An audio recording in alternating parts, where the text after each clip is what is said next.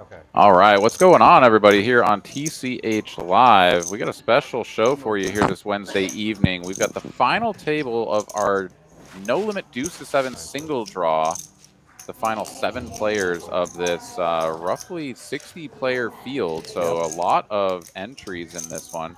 Blasting the guarantee, 5K guarantee, well up over 15K in the prize pool. I'm Aaron McAvoy, and hanging out with me is Mr. Tom Gardner. What's going on tonight, man?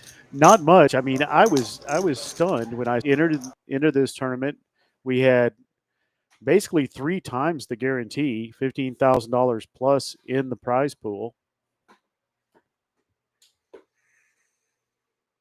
Yeah, we're getting a little bit of a freeze frame here. Hopefully, we don't have similar issues to what we suffered last night. But just going to go ahead and continue as though we don't have too many.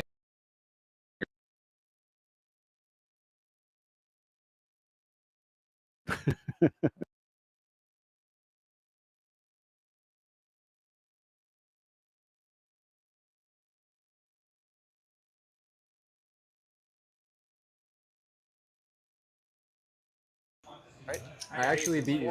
Oh, shit. The other way around, yeah.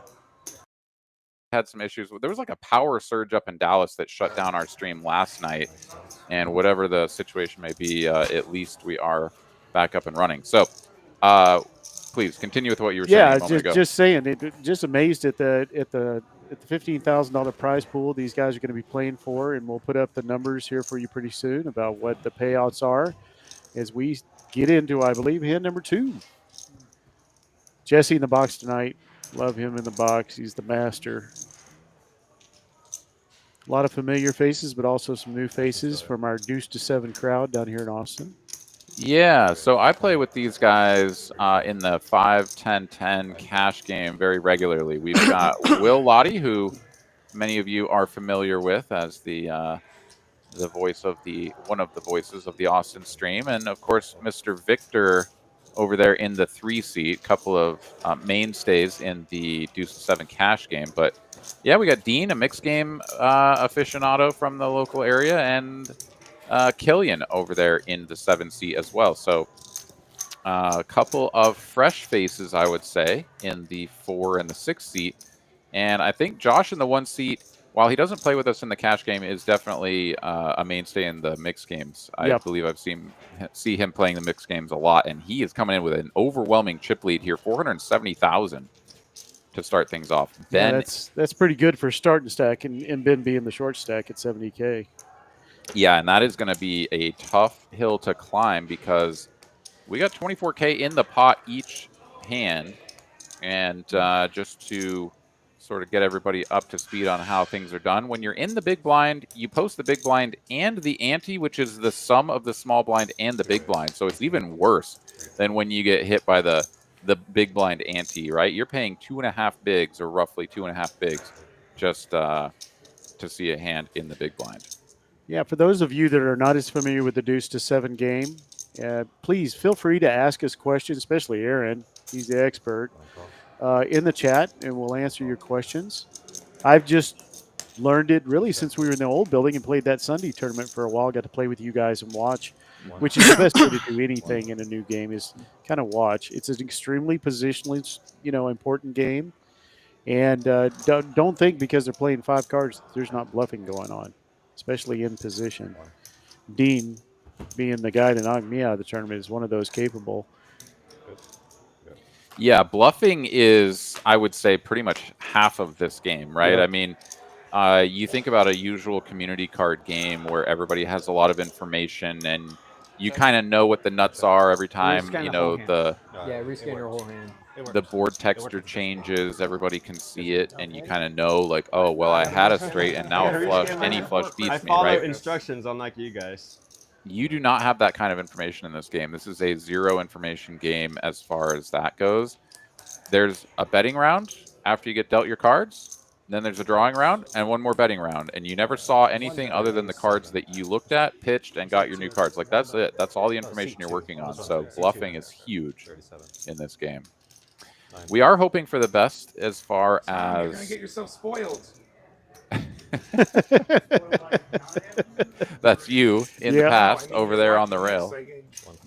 Yeah, he was telling me I'm spoiled because I guess because I have you in the booth instead of him. That's what I'm going to go with.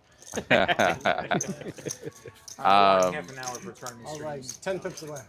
but yeah, you're gonna do a lot of bluffing because nobody really knows what you have. It's the big piece of information that you have to work with is how many cards your opponents drew, right? So being in position, as you mentioned earlier, super important. You get to see what everyone else is going to draw before you have to act. And so you see somebody draw 2, for example. It's really hard to make a good hand when you've drawn 2 cards. Like, it's not impossible, but it is much more difficult because there are a lot of aces, kings, and queens and cards that will pair you in the deck. And if you draw more than once, you're even more likely to pick up those cards that'll make your hand pretty subpar, if not just terrible. That's why it was so hard for me to get knocked out by Dean, drawing 2 cards in both hands that I played against him. With having a pat 10 and him making 8-6 and 9-7 on me. I was like, both hands. I'm like, really? You drew 2 cards and they were perfect both times. Yeah, the 2 draw is pretty gross when it gets to you, especially as you say on a pat hand. But like you were telling me, Lottie had a 3 draw right before the last break and managed to stay in the game. And I'm going to I'll tell you, I'm going to blatantly root for Lottie tonight. You know, I'm just going to be pretty open about it. I always root for the New York Net, you know, the Ayatollah of Slow Rolla. I like to give him names because we're in the booth together. He hates it when I call him, you know, the Long Island Lasher or whatever I come up with. He just looks at me. Those are good. I like them. All with some good alliteration. Yeah. So Dean here on a little bit of a heater. He's got the best seat at the table to the left of the chip leader. And basically, as soon as Josh has indicated that he is not in the hand, will not be applying his big stack aggression, well, that opens the door for Dean. And this is sort of like the perfect storm for Dean, right? Having him on his right. Well, so he's got Josh to his right, and then he has Victor, Killian, and Brettles, who all are sort of like plateaued in the middle of the pack to his immediate left. And from an ICM standpoint, those players should be the tightest. Yeah. They're in the middle of the pack. They just should be waiting for the short stacks to bust. And it's only once they become sort of tied for the short stack that they should be opening up their ranges and starting to get a little bit more active. And so, yeah, Dean really gets to just like run roughshod over this table as soon as Josh is out of the way. And I mean, Josh can obviously, as soon as he feels inclined to apply pressure, then that's going to make Dean just kind of get out of the way, and we'll have the same dynamic play out for Josh. But at the end of the day, yeah, and I think Josh is gonna. He doesn't know it, but there were 3 deuces in another player's hand, so he's drawing pretty well here. Obviously, he needs to get rid of the ace, but it also probably is alarming to him that Lottie is the one that has made this bet, because he's going to be seen as these players have known him now since they've been playing this down to the final 7, and know that he's probably the ties player and surfs that small stack better than anybody I know. So the fact that he came out with 20K here, Dean is going to call, looks like. Dean with a very strong holding here. He does have the gut shot. And wow, are you kidding me? Victor's just going to look down at 8-7. Wow. Pat. And his hand is super nutted, facing an open to 20 and 2 calls. This is such a dream spot for Victor. I think this is going all in. No, did he just smooth it? No, Okay. but he's going to go for the in-between size of not all in. Because he knows his hand is so nutted, right, that he doesn't mind getting called. So explain that when you say his hand is so nutted. 100? 100. So in contrast to your typical community card game, like Hold'em or PLO or Big O or something, right? Like the nuts can change from street to street to street. Right. And when you have the effective nuts on one street, that may completely change later on down the line. But in Deuce to 7, it is a game of absolute strength. Like if you have the number 1, 7, 5, 4, 3, 2, you cannot lose. It is impossible for you to lose. It is like you have been dealt a royal flush. The worst that could happen to you is that you would somehow unfathomably chop with someone who also makes the wheel of the number 1 hand. And so because of the absolute strength of hands like that, Victor is in a situation where he has an 87 pat, which is a very difficult hand to beat. So he can think of it as the effective nuts, and it is very unlikely that he will be defeated, even if his opponent So draws. it would take a real cooler for him to lose this hand. Oh, absolutely. And so when he's presented with a situation like this, you can think about it like having something like pocket aces, right? Thank you. And so maybe sometimes you're like, oh, well, maybe I have pocket aces, so I kind of want to keep these players in, but I can't beat like 5 people, right? So whatever. So you raise a little bit, you try to keep some people in to try to extract a little bit of extra value from It looks like a Christmas just how show or powerful something. your hand is.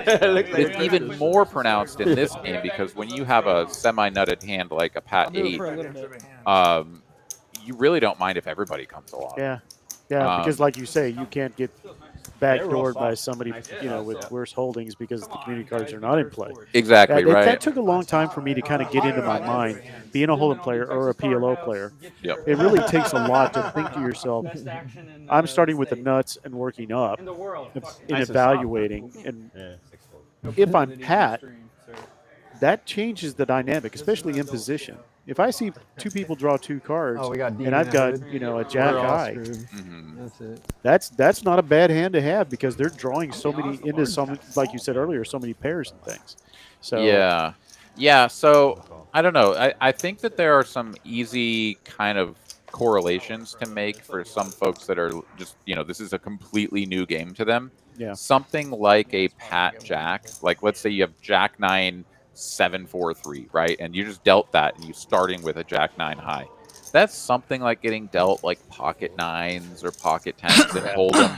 It's a very good hand. Someone's going to have to outdraw you to improve to a better hand. Yeah. It's possible that someone has just a Pat Jack or a Pat 9 or whatever, and that's like them having the overpair to your 10s and you're cooked. Right. But very oftentimes, I mean, you get all the money in there and you're going to be up against something that feels like Ace King, which is going to be a very good draw, something like a 96 draw or an 87 draw. And when I say that, you're taking your top 2 cards of the 4 that you're drawing to. So let's say you have 8, 7, 4 deuce. Yeah. That's an 87 draw. You'd like to hit a 3, a 5, a 6. That would give you an 87 in your hand, and that would be a very good hand that would, of course, beat something like a Pat Jack.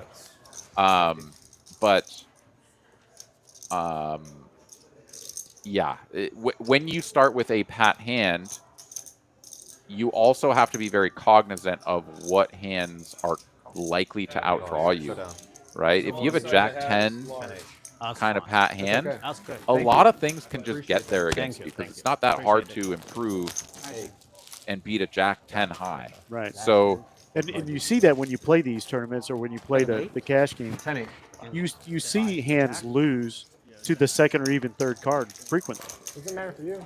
Yeah, it's not uncommon. That is true. I mean, you'll say, oh, you got the Jack 8, I had the Jack 9, whatever. Now it's a little less. I think at this point here, as we see Dean's kind of moved into second place here. Victor, who did win that hand we were talking about, is his third stack, and we still have our short stacks. Brettles kind of being in the middle of that pack. Yeah, you kind of start watching the dynamics as a new player, and I can speak as only a new player. You start watching these dynamics and how people react to them. It's almost like you have to relearn what the strength of the hands are based on watching other hands that you don't play. It's a game that I had to watching y'all had to really pay attention to the hands that I wasn't in.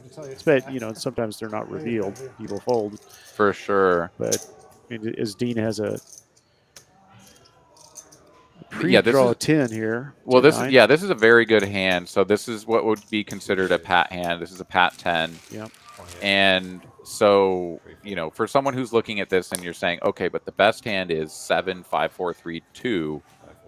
This doesn't look that good. But again, it goes back to just absolute strength and how likely it is from a probabilistic standpoint that you're going to end up with 5 cards in your hand that don't make a straight, that don't make a pair, that don't make a flush, right? And are closest to a 7 low, which is really what you're looking for. Right. And it turns out that from a probabilistic standpoint, like having a 10 just made in your hand before anyone draws is actually a very strong hand. It's going to have something like 65% equity against any other random hand. And so, I mean, maybe even more, right? So I don't know the exact breakdown. I'm sure someone has built a solver for this game, and it's out there, somewhere. But at the end of the day, you can think of, a Pat 10, a Pat 9. These are very strong hands that should be played fast. The worst state? So let's go back to that hand that Victor had, right? Pat 8-7. Yeah. That hand is so good. It's so high up in the absolute power rankings that he doesn't mind going multi-way with that hand. But when you have a Pat 10 or a Pat Jack, you really kind of want. Now it's like we're talking about having pocket eights or something, right? In Hold'em, you want to whittle it down. You want to beat one opponent. You can probably beat one guy. But if you go multi-way, 4 people, a Jack is going to lose a lot of the time. So, you have the vulnerability just escalates with every player that's in the hand with you. So, if you're out of position with that hand, do you raise and hope you get re-raised, or what is your initial raise based on position? With what hand? With say a 10 or Jack Pat. Oh, being out of position with those hands is actually a nightmare. Yeah. So that's kind of what I was getting to. That's what it feels like to a new player. It's like, gosh, I can't even, because so many times you could be betting into a better Pat hand. You kind of feel vulnerable. Well, yeah. So, bringing in the concept of, bluff catchers and sort of hands that have showdown value, right? Like you can kind of think about after the draw, let's say that we're post draw, and you have a hand like a Jack high. You really just want to get to showdown. That's like trying to get second pair and hold them to showdown. Yeah. You have a hand, but it's not that great. You certainly don't want the pot to get bigger. So do you think in those terms, I've got X amount in my mind, this is much more showdown value here? Of course. And you think in terms of fold equity as well? Well, I mean, fold equity, yeah. If you're going to raise, you always need to have a goal in mind. What are we trying to accomplish here? And that's exactly the point, right? If I have Jack 9, 4-3 deuce. Call it a raise. Betting Not called him actually. Is right? It's like kind of challenging to think about a worse hand that's going to call you. Now, if you drew 2 to get there and your opponent drew 2 to get there, yeah, you can go for some thin value because your opponent might look you up with a queen or something like that. But that's sort of pushing the boundaries. If it's just a 1-draw versus a 1-draw or like a pat, say you pat your Jack and someone draws a 1 against you, like you're not trying to get value with Jack 9 high. Like you just want to check, get to showdown. Like please check to me. I can check back and I'll just win the pot. Yeah. If you can definitely end up in plenty of spots. Ben is almost virtually guaranteed to win this hand. With and this. All in to boot. But he's not at risk, that's for sure. He gets folded too. Yeah, nobody has anything to work with. But. Well, we started off here with Dean being pretty hot. 15. And moving up into first place, passing up Josh, a hand just before this that he took from him with a queen high, but unfortunately Josh made a pair of 7. So I think he made 2 pair even. Yeah, he actually did. I mean, let's be honest. Victor is actually now in the best position because Dean, Josh, and Victor are all very close at the top and can suffer severe damage from one another. Only Dean, of course, covering his opponents. But if he were to double up either of those opponents, he would be the short stack on dust. So they are in a much more precarious situation, all being, 1, 2, 3 next to each other. And Victor being in the 3 seat has the most advantage. Dean here, though, with a very nice hand. So let's talk a little bit about having pairs in your hand pre-draw. Yeah. Something like this is a very, very strong holding because not only is Dean drawing to an 87, right? He's going to pitch a 7 if he gets called, and we'll be drawing to an 8-7-6 deuce. Give him a 3, give him a 4, give him a 5, even a 9, right? Like these are hands that are going to be strong enough to continue betting for value. But you also get rid of one of your pair outs, which is only a few % in the grand scheme of things. But this is absolutely a game of percentages. And so whenever there's one less card in the deck that can pair you, that actually boosts your expected value by several percent, just from like a pure standpoint of like, I just won't foul my hand. Yeah. And you'll be much more likely to then also realize all of your equity in winning a bigger pot, because you didn't end up in a spot where you didn't have anything to defend with. As Brettles draws really strongly, One check. but of course he's just shaving Dean. Oh, this is actually a hyper cooler. Yeah. So, if people want to think about the coolers of Hold'em, where you run kings into aces or second nut flush into nut flush, Yeah. I mean, this is basically as it. good as it gets as far as the deuce to 7 game goes. 87 versus an 86. We can talk about just the absolute strength again. So there are 4 sevens that you can make. There's only 4 of them, right? There's the number 1, just 7, 5, 4, 3, 2. You can come up with 3 other combinations that don't make a straight. And then it goes into the 8s. Yeah. So, like, really, 8s are super strong. I mean, it's the number 5 hand up to the number, whatever it is, number 17 hand or something, are all 8s. And for Brettles Dean, shoves all in with this hand. It's going to be. I mean, what do you do in Dean's snap college? call. Yeah, snap call. You Snap can't. call. Yeah, because you got to find out the bad news. yeah, This will put Brettles way out in front. I mean, this is a savage cooler, is what this is. To lose with an 87 is, it's very, very rare. And I think that for new players into the game, it's a very appealing concept, because let's be honest, a lot of new players into any game are going to want to just kind of take their foot off the gas and sit back and try to make hands, right? Well, when you make a hand in this game, you almost never lose. Like, you make a good 8, you're gonna win. Like, it's virtually impossible for you to lose. So it allows you to just kind of be like, oh, I made a hand and I won a pot. Like, that happens to you in this game. The real kind of like exciting nature of this game is that you're not going to make those good hands very often. Yeah. So then the way that you exploit your opponents, the way that you attack them, is by bluffing them, because they don't have any information. And so you can apply a lot of aggression, and the people that are just sitting back waiting for hands are going to end up folding a lot. That's probably the thing that I found most interesting when I started playing this over the old building with y'all, is that I'm like, I found myself still staring at the center of the table like I needed to evaluate what the other person's hand, you know what I mean? You get such in the habit of running through the series of what the person has, the betting up to that and hold them, what are the ranges? What would I know about the player? That's not here.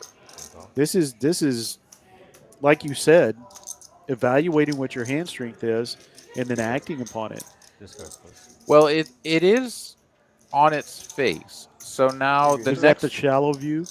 It is. So the next level of it is that you need to recognize, because there's so little information, and because a good thinking player is going to recognize that and want to attack the weaker players who are just sitting back waiting to make a hand, you know that their range is actually going to be wider. They're going to be opening a lot of hands in later positions that if they get called, they're going to have to draw 2. Yeah. And that's not normally considered like a good opening hand. But once you identify, well, this person knows that these players are relatively weak, they're going to be opening wider, they're going to have a lot of 2 draws. Now you start 3-betting them from the blinds. Yeah. And now they are in a spot where it's like, okay, yes, I'm in position, but I'm going to have to draw 2, and they're going to see me draw 2, and they're going to know I'm full of shit, blah, blah, blah, blah, blah, right? So you can apply a lot of pressure with 3-bets. And so it functions a lot of the same way as Hold'em, PLO, and whatever, where if one person seems to be a little bit too frisky, you start 3-betting them and you win a lot of pots off of them. What are you talking about? You can do that very effectively in this game. Even if you lost, you still do good. Again, I'd rather draw position bad is massive, and so what you might end up finding as a counter, like counterpunch to you starting to 3-bet them more, is that they just call and pat in position. And they don't even care what their hand is. They're like, now you are 3-betting me more frequently, and I'm just going to pat in position, and you have no idea if I have a good hand or I'm full of shit, because you're going to have to act before I do. And you're basically, like you say, ignoring the cards and putting them in the blender by standing pat. Sure. Which is like that's the bluff, really, isn't it? Yes. That's the purest bluff in this game. Is Exactly. not, whereas in Hold'em, you're like, oh, that last card or that turn, that's a scary one for what I put the other person on. Yeah. And I can exploit that. You've been calling down. There was a front door flush draw. It just came in, and now all of a sudden you're raising me. Yeah, like we so can put instead two of and two Hold'em, together. where you're using the information that's on the table, here you're withdrawing all the information and putting them in the And blender get a count. with a lack of information about what you could have. Yes. Yeah, sure. That's a decent way of putting it. Lottie here with a very good jamming hand. Yeah, he's got the 10-9. It's definitely one of these hands where kind of like pocket nines and Hold'em, pocket didn't tens. play the You'd hand love to so just far. jam and get everyone to fold. Victor in a very difficult spot. Call anybody else, but not him. Yeah. No, this is going to be a good player. fold. This is a good fold from Victor. Yeah. And if y'all didn't hear him, he said any other player. Jack 10, 3, 4, 5. Okay. And that's the lottery effect. Good fold. That's the New York net effect there. Well, I appreciate y'all allowing me to kind of pick Aaron's brain here at the beginning of this and kind of talking through the hands. Your side of the table. But again, I I'm mean- just kind of soaking it all in. Yeah. I showed before I folded. I It's showed before I intimidating folded. to walk into that Technically, cash game. it wasn't I knowing showed, you're the showed fish this at the couple table. guys I've before I always said- folded. He So- didn't actually show that under the table. He just Well, went to his the cards. really They were fun very, thing very about this busy. game is You that got, like, being new and being the quote-unquote fish in the game, They were uh, very busy. there's They were still very a busy. lot of fun to be I had. thought I got eyeballs. Because, I mean, how often do you get to draw new cards and, like, try to make a really good hand? Like, making a 7 and you're new to the game, there's no greater feeling. You're just on top of the world. I made a 7. Like, oh, and you know you won that fucking pot. Like, and you hope someone tries to bluff you because you're the new fish or whatever, and you just get to slam down you're all in and show the hand. Like, oh, it's so good. Real quick here, let's take a look at the chat as we've got Mr. Eric Van Loozen joining us. And I am definitely full of caca. You are always correct about that. And we got Tejas asking, are three guys wearing the exact same hoodie or is the camera exposure whack? Well, the real answer there is that for making the final table here, all of these fine gentlemen were awarded a free TCH Live, not TCH Live, a TCH Social hoodie from the house. Some of them decided to put it on. You just missed the passing out of the hoodies early on. So, and I love that hoodie too with the embossed look in the front or whatever they call it. That's great. Yeah, it looks great. That was originally up in Dallas. Now we got them down here. I love those things. It's So- kind of a hard time of year to wear it, but True. All right, so Will was talking about us. We have two very big hands crashing into each other here. So both hands paired, a 9 draw versus a 7 draw, and wow, Ben is gonna get there and couldn't have come at a better time as he's down to just 30,000 behind, and he is going to love picking up that deuce. Gonna go all in here with the 9 perfect. So 9 perfect, 9 smooth. These are sort of words that are used, the lingo, where it is the best 9, right? The 5-4-3 deuce always completes the best of every hand. So 7 5-4-3 deuce is the nuts, the wheel, number 1. Then you got the 8, which is number 5. And then all of them are just the smooth variety of that big card. So this is 9 smooth for Ben, far and away one of the best hands he's ever going to make, and should definitely be going. this is what you guys would call 9 perfect, right? This is 9 perfect, yeah. And Killian with a spot where it's really challenging because when both players draw 1 and Killian makes a jack, he has what is generally considered just a bluff catcher. And he's got a decent enough jack that I think he should be calling 100% of the time. It's very unfortunate for him as he is now going to assume the position of the short stack, but I definitely think that that's the right call. Yeah. Because one thing that I think a lot of people miss about this game when they don't really think about the concept of it, they just kind of fixate on making the good hands. What you really need to be thinking about is how likely is it when my opponent draws, whether I drew or not, how likely is it that they made a bad hand? There are 4 aces, 4 kings, 4 queens, and really bloody though. if they drew 1 card, 12 cards that compare. All of this is in a vacuum. Yeah. Blah blah blah. Forget about blockers and removal. That's a lot of cards that can fuck up their hand and make their hand suck. So whether your hand is good or not, how likely is it that my opponent's hand got bad? Yeah. And that goes back to position as well.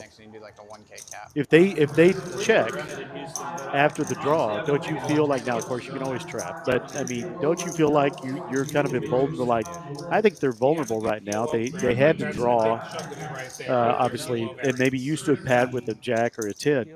Don't you feel, I mean, it all goes together. It's sort of the symphony of the game, right? Where how you played pre-draw and how you played post-draw definitely all sort of weave together into the story of what kind of hand you're representing. A good player is going to play in such a way that they're balanced, and you don't really know if a draw 1 and check out of position means that they missed. Yep. Right? Like, draw 1 and check when you drilled the best card that you could ever make and you've got the super nuts, right, is also a reasonable way to play. You will see a lot more, like, sort of quote-unquote donk leading in this game, because it's like a bet, a call, a draw 1, and then the player out of position is going to lead because, like, there's nothing stopping them from leading. It's not like your traditional, like, oh, you have the massive range advantage of position, so I should always check to you. That doesn't happen in this game. There's a lot of donk betting. But back to your question, you should be playing in a way that is balanced such that it's not always weak when you check out of position. no. Well, this is a clinic. And I appreciate it. I appreciate it. I'm gonna rewatch this and listen all over again. I feel like I should be taking notes. Well, this is a very deep game, and there's a reason why this game was so popular back in the sort of 70s and 80s. There was actually, a vote at the very beginning of the founding of the World Series of Poker as to whether or not the main event should be deuce to 7 single draw or Get out. Hold'em. Seriously. Yeah. Wow, I did not know the history of deuce to 7 like that. It was the most popular game at the time. Hold'em was becoming more popular, and it was much more digestible to the general public, and so thankfully Hold'em won out in that sort of tug of war, because I do not think that we would have had the same. I mean, somewhere along the line they would have pivoted and been like, okay, no, we're going to Hold'em. But how much?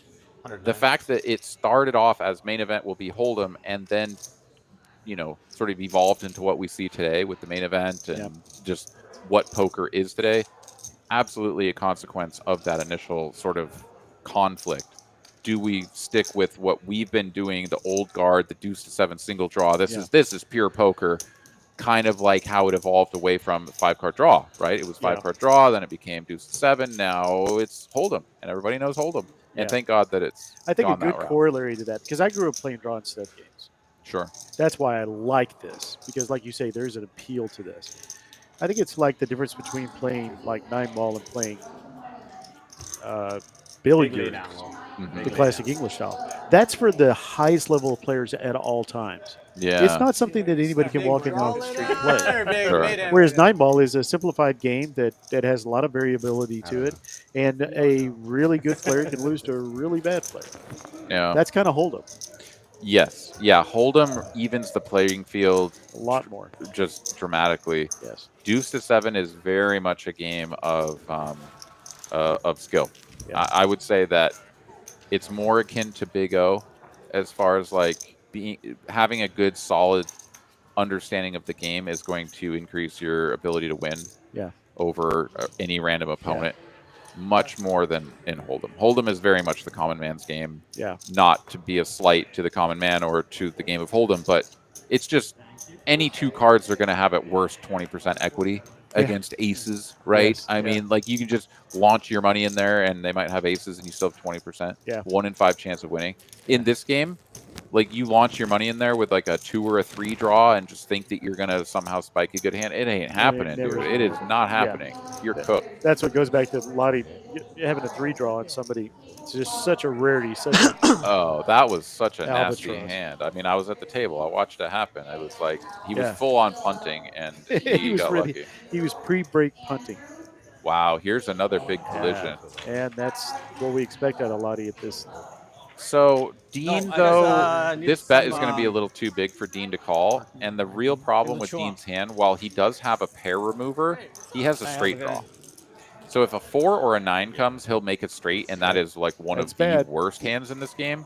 So it's just an easy snap fold. Now, if So was that overbet by Lottie?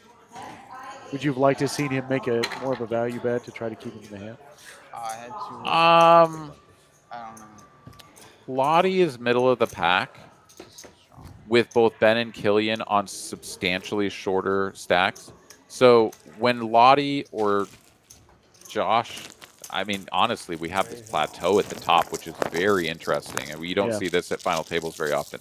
But no, Lottie, if Lottie's going to play a hand, he needs to play it for just foot to the bottom, foot to the floor. He needs to play for all of it because he's the one player who is most incentivized to not bust right now. So he has a 98. That's a very strong hand. Launch it in, all in. Gotcha. Put maximum fold pressure on his opponent and not be trying to milk a few extra chips out here. Because that's really there's a a guy with tournament 45,000 that's ready to bust and have him ladder up. Like, if he's going to play a hand, it has to be waving the flag of get out of my way, I've got a real one. And he is, if we're honest about it, the master of laddering up. He'll play a short stack really well. Can I get a? It's a very good and a bitters club soda technique to have. Well, folks, thank you for joining us as we play hand number 17. I'm Uncle T, Tom Gardner, here with Aaron McAvoy. Hey, Ron. That's right. An interesting one here. So Josh drawing to the arguably the worst draw in. I mean, obviously, there are way worse ones, but having the 6-5-4-3, like you can't hit the deuce. Usually, the deuce is like that's your gin card. You hit the deuce, and everything lines up for you. Yep. Josh hits the 10, which is actually good for him, as both of his opponents do not make a better hand. But 6-5-4-3 is just like it looks so good. You have 4 cards that are all under a 7, but like you can't hit a 7, you can't hit a deuce. Yeah, The so best you're hand? really drawn to an 8 or 9 in your mind. Or Yeah, 10. an 86, and it's not even like the best 86. Now, should you just be like auto-mucking this hand and being like, oh, this hand sucks? No, but you don't want to be playing like 3-bet pots with it. Yeah. And if you do play, it should be generally with the intention of, if I make my straight, I should be bluffing this hand. Iced tea. Because and there's a lot of bitters and stuff. low card removal. Yeah. That's one You got sort all of the blockers. That's part of Zero this game that we 0.5 haven't talked is about yet, there's which is some. like There's a lot. why 0.5 and when do you I would bluff? not- There is like I would not And call there's it even a luck. concept or a No, they look at the sort of, bottle, 0.5%. the nomenclature of snowing, right? So a lot Yeah, of I people heard that have a couple this times before. on They the would put a table. few drops. Yeah. I'd never heard that. I gave some to my niece. All right, well, I'll be happy to. Yeah, we got a lot of time hopefully for you to get to educate me. We can, That's yeah, why we I'm go, here to get educated. Yeah, honestly. Well, I'm happy to go into the weeds here with you. As Lottie has a very uncomfortable position here of waking up in the hijack with a very good hand, and he should be opening this, but he is opening into the chip leaders in the blinds. Yeah. And if he faces significant resistance in the form of a 3-bet, I honestly would like to just see him fold. He's not going to run into that resistance, so it's going to work out well for him. But yeah, it's like he needs to be raising, but there are these micro stacks out there, Yeah. right? I mean, Killian is on super dust. He's got like 2 big blinds. Okay, he's got 3 big blinds. And then Ben on half the stack that Lottie has. Like, Lottie can literally just like sit back and coast for a while, not suffer any significant damage by going through the blinds, and just wait for the ladder up to come to him. Anyways, so the bluffing, right? Again, I want to reiterate for anyone who's joined us here as of late, if you have any questions about this game, you have a question for me, for Tom, whatever, please drop them in the chat. We'll be happy to get to those. Otherwise, we're just kind of having a good fireside chat here. Yeah, I'm enjoying it. But when you bluff, you need to have a good idea in your mind about what you're trying to accomplish. Bluffing with a jack high, for example, what are you doing? What are you trying to accomplish? You really think you're going to get a 10 to fold? A better jack? Okay, maybe.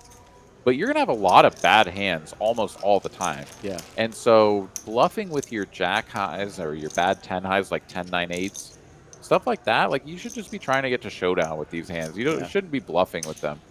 Even probably the same thing could be said for queen highs and maybe even king highs on like one draw versus one draws.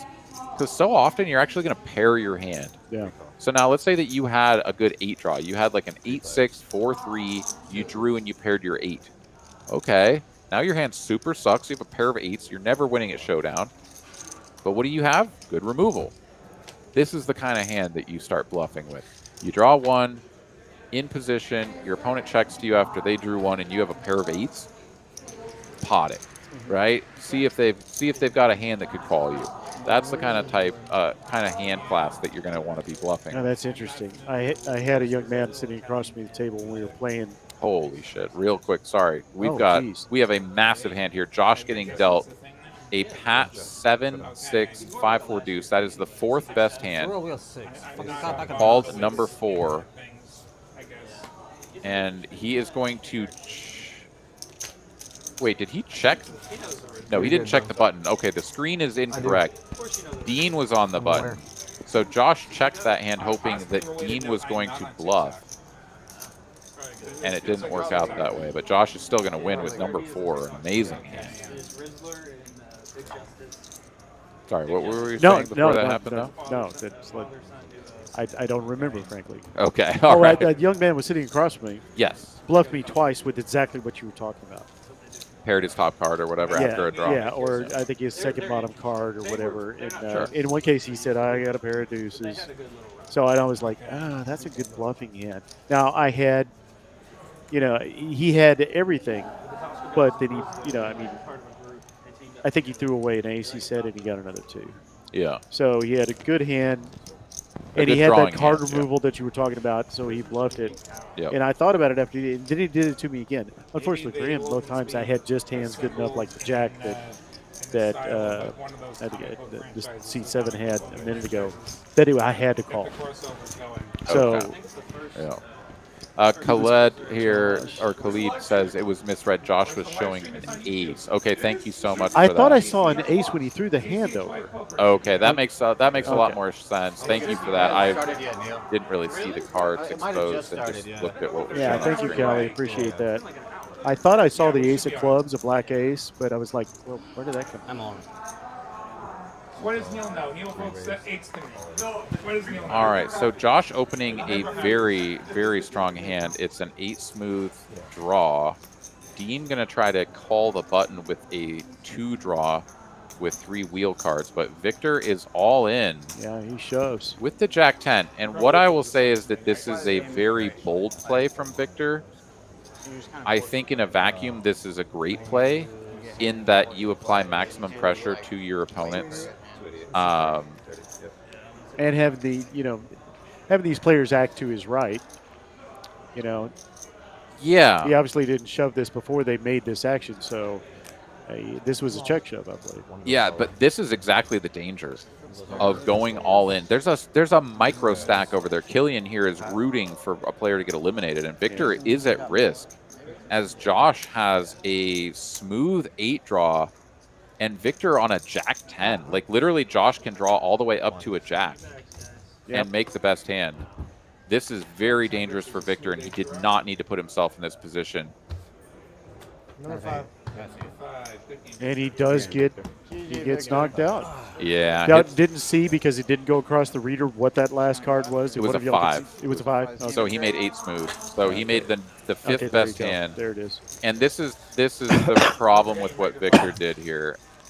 This isn't a bad play as far as attacking the best players at the table with the biggest stacks that are going to be opening wider, right? You can do that.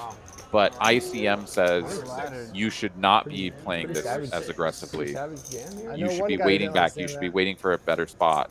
Right. If he had something like a 10-8 or maybe a 10-7 pack, I think it would have been perfectly fine. But the Jack 10, just a little bit You might buy out too, for like just a $2,000 little or too. something. Oh yeah, Matt's over Victor is there. going to pay the price. Coming in, I didn't think I'd be in this situation. So we've had our first elimination. Victor's gone out in 7th place. He does collect $600, which I'm sure he's not at all satisfied with. For those of us that play with Victor all the time. What'd you break? So we're down to 6. Next player going out, going to take home $800. This was a $300 buy-in tournament, so the number of buy-ins will continue to steadily increase. 2 there for Victor and up to almost 3 for the next player. And the happiest person at the table by far is Killian. I And mean, Ben, for that matter. Killian and Ben, and I know that Victor is going to look back on this as a misstep, and it's fine. We all make these sorts of mistakes. Victor, more of a cash game player, not going to get himself into a lot of ICM spots where you kind of need to be thinking about this. He's thinking about it from the cash game perspective, which is this guy's opening wide, this guy's calling wide. I've got a made hand. Let's go. get him out of here, right? And if they make a call, and I pat, they're probably going to have to draw, and Jack 10's ahead of a draw. So all of that makes sense, but again, ICM. You have 2 super short stacks. He can ladder up twice. He doesn't need to put himself in this situation. Yeah. It's a lesson learned. So But, it's a tournament lesson. What are you doing? it's a tournament lesson learned. Yeah. Can you answer that? Is that allowed? Killian now all in here. He's gotten a free ladder up. He's got 200 extra bucks and a very good drawing hand. So 97 on the draw. Dean has a pat 10. And so we need a 2, a 5, 6, or an 8. Or Killian is going to be eliminated. Deuce. Good game. And he pulls a 4. Sorry, buddy. Going to pair his hand and be eliminated. So Killian going to go out in 6th place, and just like that, bingo bango. Bingo, bango, 2 are gone. And one of them not our shorter stack, so. Yeah, Killian picked up $200 for free there, basically. Yep. Let me try. And now a little bit of a bump up to 11-10, so a full buy-in jump Yep. to 5th place. As And we Ben's continue even on. happier than he was when Victor. Well, I mean, I made the final table. Yeah, absolutely. What the heck, Victor? It's supposed to be me and you. Sounds like Victor's still got his microphone on and he might be getting chewed out by one of his buddies. Yeah. So looking at the chat here, Khalid says, surprised Josh called, but he didn't think he was that strong. Well, Oh. so here's the thing, right? He knows. In our traditional Hold'em and PLO experience, when we think about drawing hands, we think about flush draws and open-ended straight draws and Somebody wants it. sets on unpaired but flush completed boards, monotone boards, something like that, right? Where it's like, okay, well, I have a lot of outs, maybe over 2 streets to hit my hand, right? I've got the nut flush draw on the flop. It doesn't matter if my opponent has a set. I have a lot of equity, right? Yeah. These are the sort of strong draws that we think of. 89. In deuce to 7, it's like if you have a wheel draw, which is a 7, with then any 3 cards between 5 and deuce that don't make a straight. So 7, 5, 4, 3 is actually not a nut draw because you could hit the 6 and foul your hand. But if you have 7, 4, 3 deuce, that is a nut draw. And that is like considered basically the super nut draw of this game. That is the ace king suited of deuce That's 7. like a combo draw in Hold'em. I mean, it's obviously but you increase your equity to the maximum you can have on a draw. You could think of it that way. You could think of it as ace king suited all in pre against any 2 cards that you think your opponent might have because you've got good removal, right? Generally speaking, you think that they're going to have something like pocket king, or excuse me, pocket queens Jacks, or worse, or whatever. Yeah. You could kind of think of it like that. Drawing these parallels is always a little bit wishy-washy, but I think it's a little bit. They're so different. I mean, but it's instructive for someone who's only experienced the game from 2 card. You know? Yeah. So yeah, having the 8, 4, 3 deuce. That is the nut 8 draw. That is, again, there's only 4 7s. and then you start getting into the 8. So having a nut draw of a 7 and 3 low cards, or an 8 and those 3 low cards, like these are all basically interchangeable. I had a queen 8, but I converted with I would queen. call there too. Yeah. I mean, you win that hand, there's a very good chance of you going on to win the whole tournament. Yeah, I mean, look at Josh's stack right now. He's at 795. Basically, more than double of anybody else in the game. Yeah. And Ben just made a little bit of a comeback now, and has got a little bit more to work with. I mean, again, our blinds are at 612 and 18 ante. No chance to go back and watch. 18,000 ante, so 0% chance. still not a There's no lot. chance to go And like back you and said, we had a real plateau here for a long time. you- So Yeah. Josh has kind of separated I'd himself a eight little bit from that. Oh, he absolutely has. And now, you know, we sort of had a situation earlier where Dean was in a pretty good spot, being to the chip leader's left. It's not that that's not a good place to be. You always want to be to the chip leader's left if you can be. But what it means is that dude covers you by 2x plus. Like, he's going to be opening a bunch, and you just are not going to get to. Yeah. You're not going to get to mess around. Before, when they were sort of roughly equal, Josh is going to have to respect the big stack to his left and not open as wide. Now he can just open every other hand. Do you know Josh as a player? I have played with Josh mostly in the just sort of odd 2-card tournament format. Okay. But from what I understand, Josh is a very accomplished and knowledgeable mixed game player. I suspect he is going to use this stack. So that's to what great that was going to be my follow up. Is effect. he somebody that can take advantage of that? Is he got that repertoire? I think that's the case. I think it is odds on Josh to win this, and gonna take kind of a cooler situation for him to not, final 2 for sure. All of that is to say that this is a game that is even more swingy when someone's running hot. Because if you just make a couple of 8s, like, you're not losing those pots, right? Like, it's not like someone sucks out on you against your aces or something. Like, it's just not going to happen. So if you make those big hands, you're going to win the pot, and that's going to propel you forward. And if you get paid by a hand that should be paying you, like a 9 or something, well, now you just, like, doubled up, and now you have all the chips. So it can swing very quickly.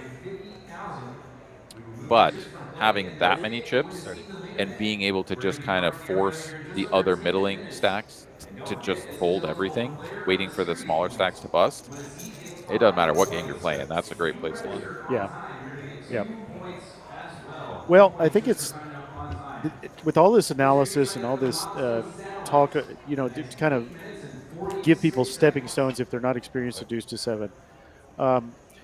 If you had a progression in your mind, you're a hold'em player. Let's hold on and see what. Yeah, Brettles is going Brettles to has bluff this this trade. hand. And this is exactly what you should be doing, right? He doesn't have the best removal, but he's made the literal worst hand that he can ever have, which is a straight. And he needs to bluff. Like, it's like getting to the river and you have an unpaired hand, like, on a board that favors your range. Like, you just have to bet. Yeah. And Josh in a pretty tricky spot because Brettles is repping, a hand that wants value. It's a small bet. I mean, this is 45,000 into 90, so half pot. He does fold. Yeah. Good bluff.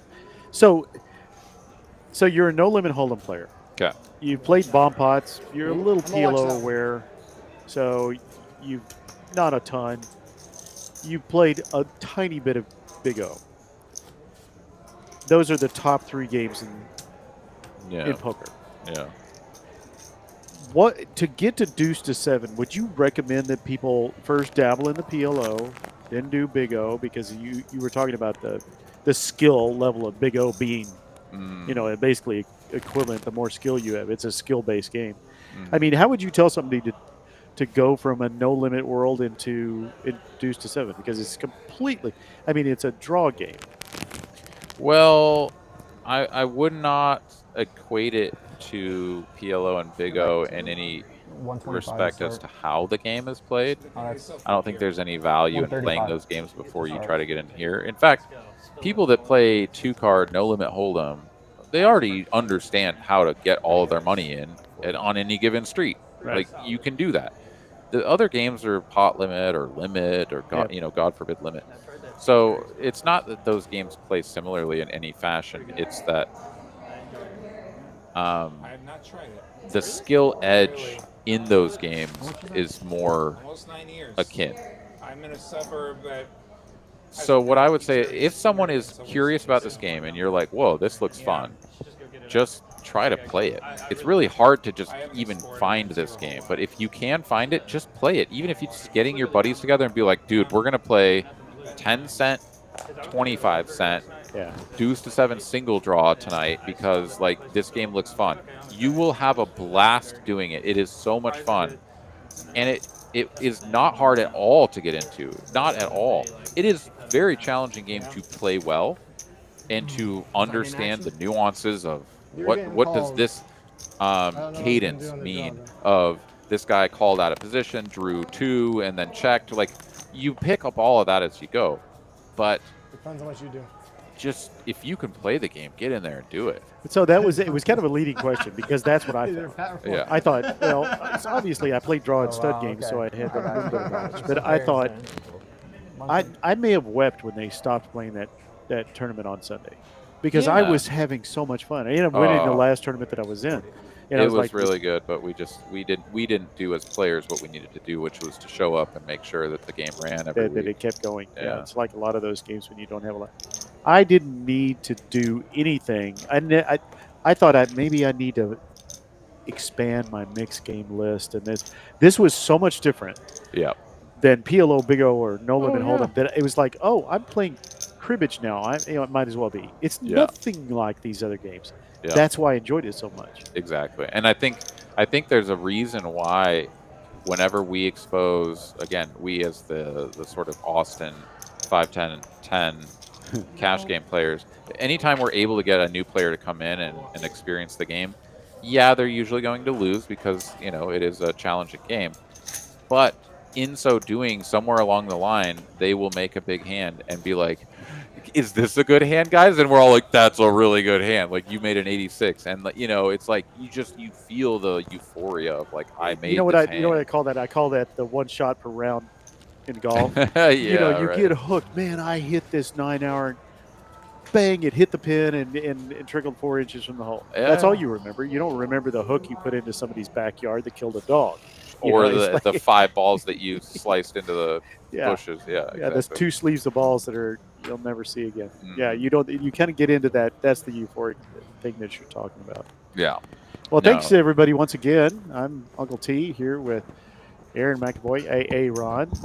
We're in the deuce to 7 final table of our summer series.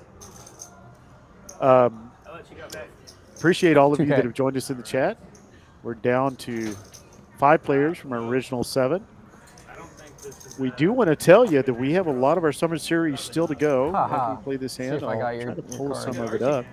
We have just started the satellites and the flights for the big 250K monster tournament in this series. We still have, I believe, Crazy Pineapple coming up on Saturday or Sunday. We got a number of different things. So get on the TCH Social website as Jesse brings in the blinds and the ante, and we start hand number 28. Check us out. Check out our series. We'll have the final table after the day 2 on Sunday on Monday night. We'll have Kyle and Samantha calling that game. So join us on Monday night for the 250K final table. Starts at 6 o'clock p.m.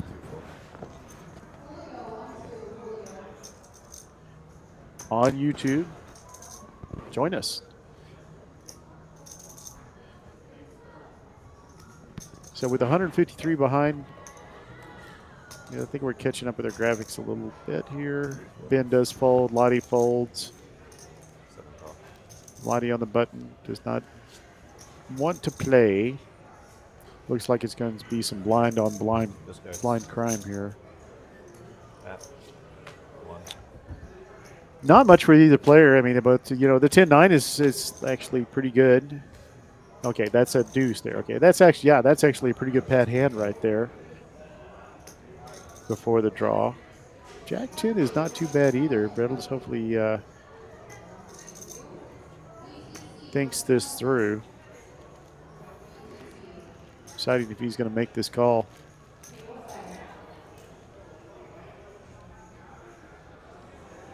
Obviously causing him some consternation. I'll tell you honestly, it's good to see a player this young, and then we get a couple of them that are very, very skilled at this deuce to 7 format, this game.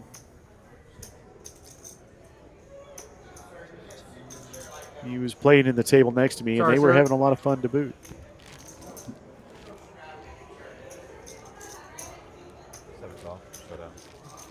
And he does make the call.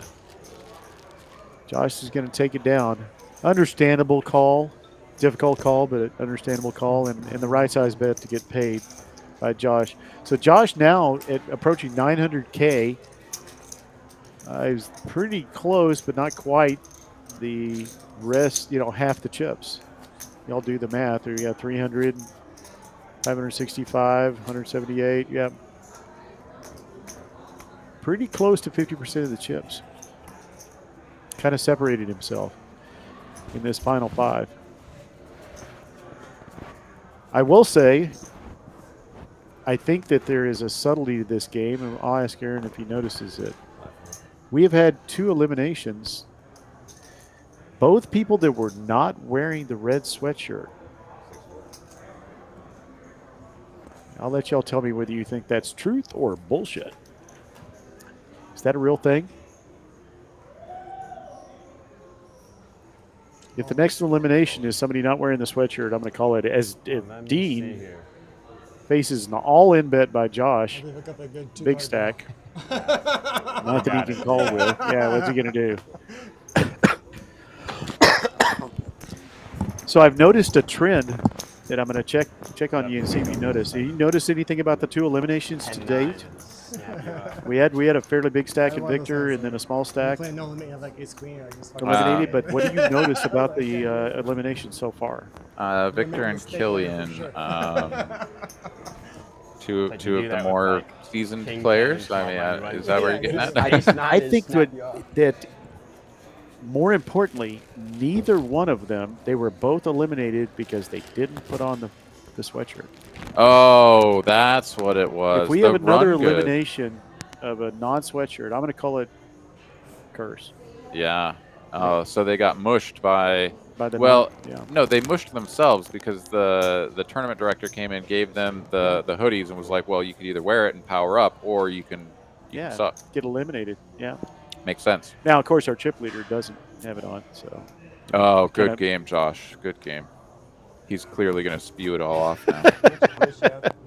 Well, he won a hand in the moment that I stepped out, but he's up to a tidy 916,000. Yep. Here with Super Dust on the button. Yep, Jack 10 versus 10-9. He had the 10-9. All right, so these are not the hands that are important. It is going to be Dean with a Pat 98 jamming onto Ben's big blind. Yeah, it makes a lot of sense there. Definitely a hand that you could see Dean do a little bit of tricky play with, but don't tell everybody.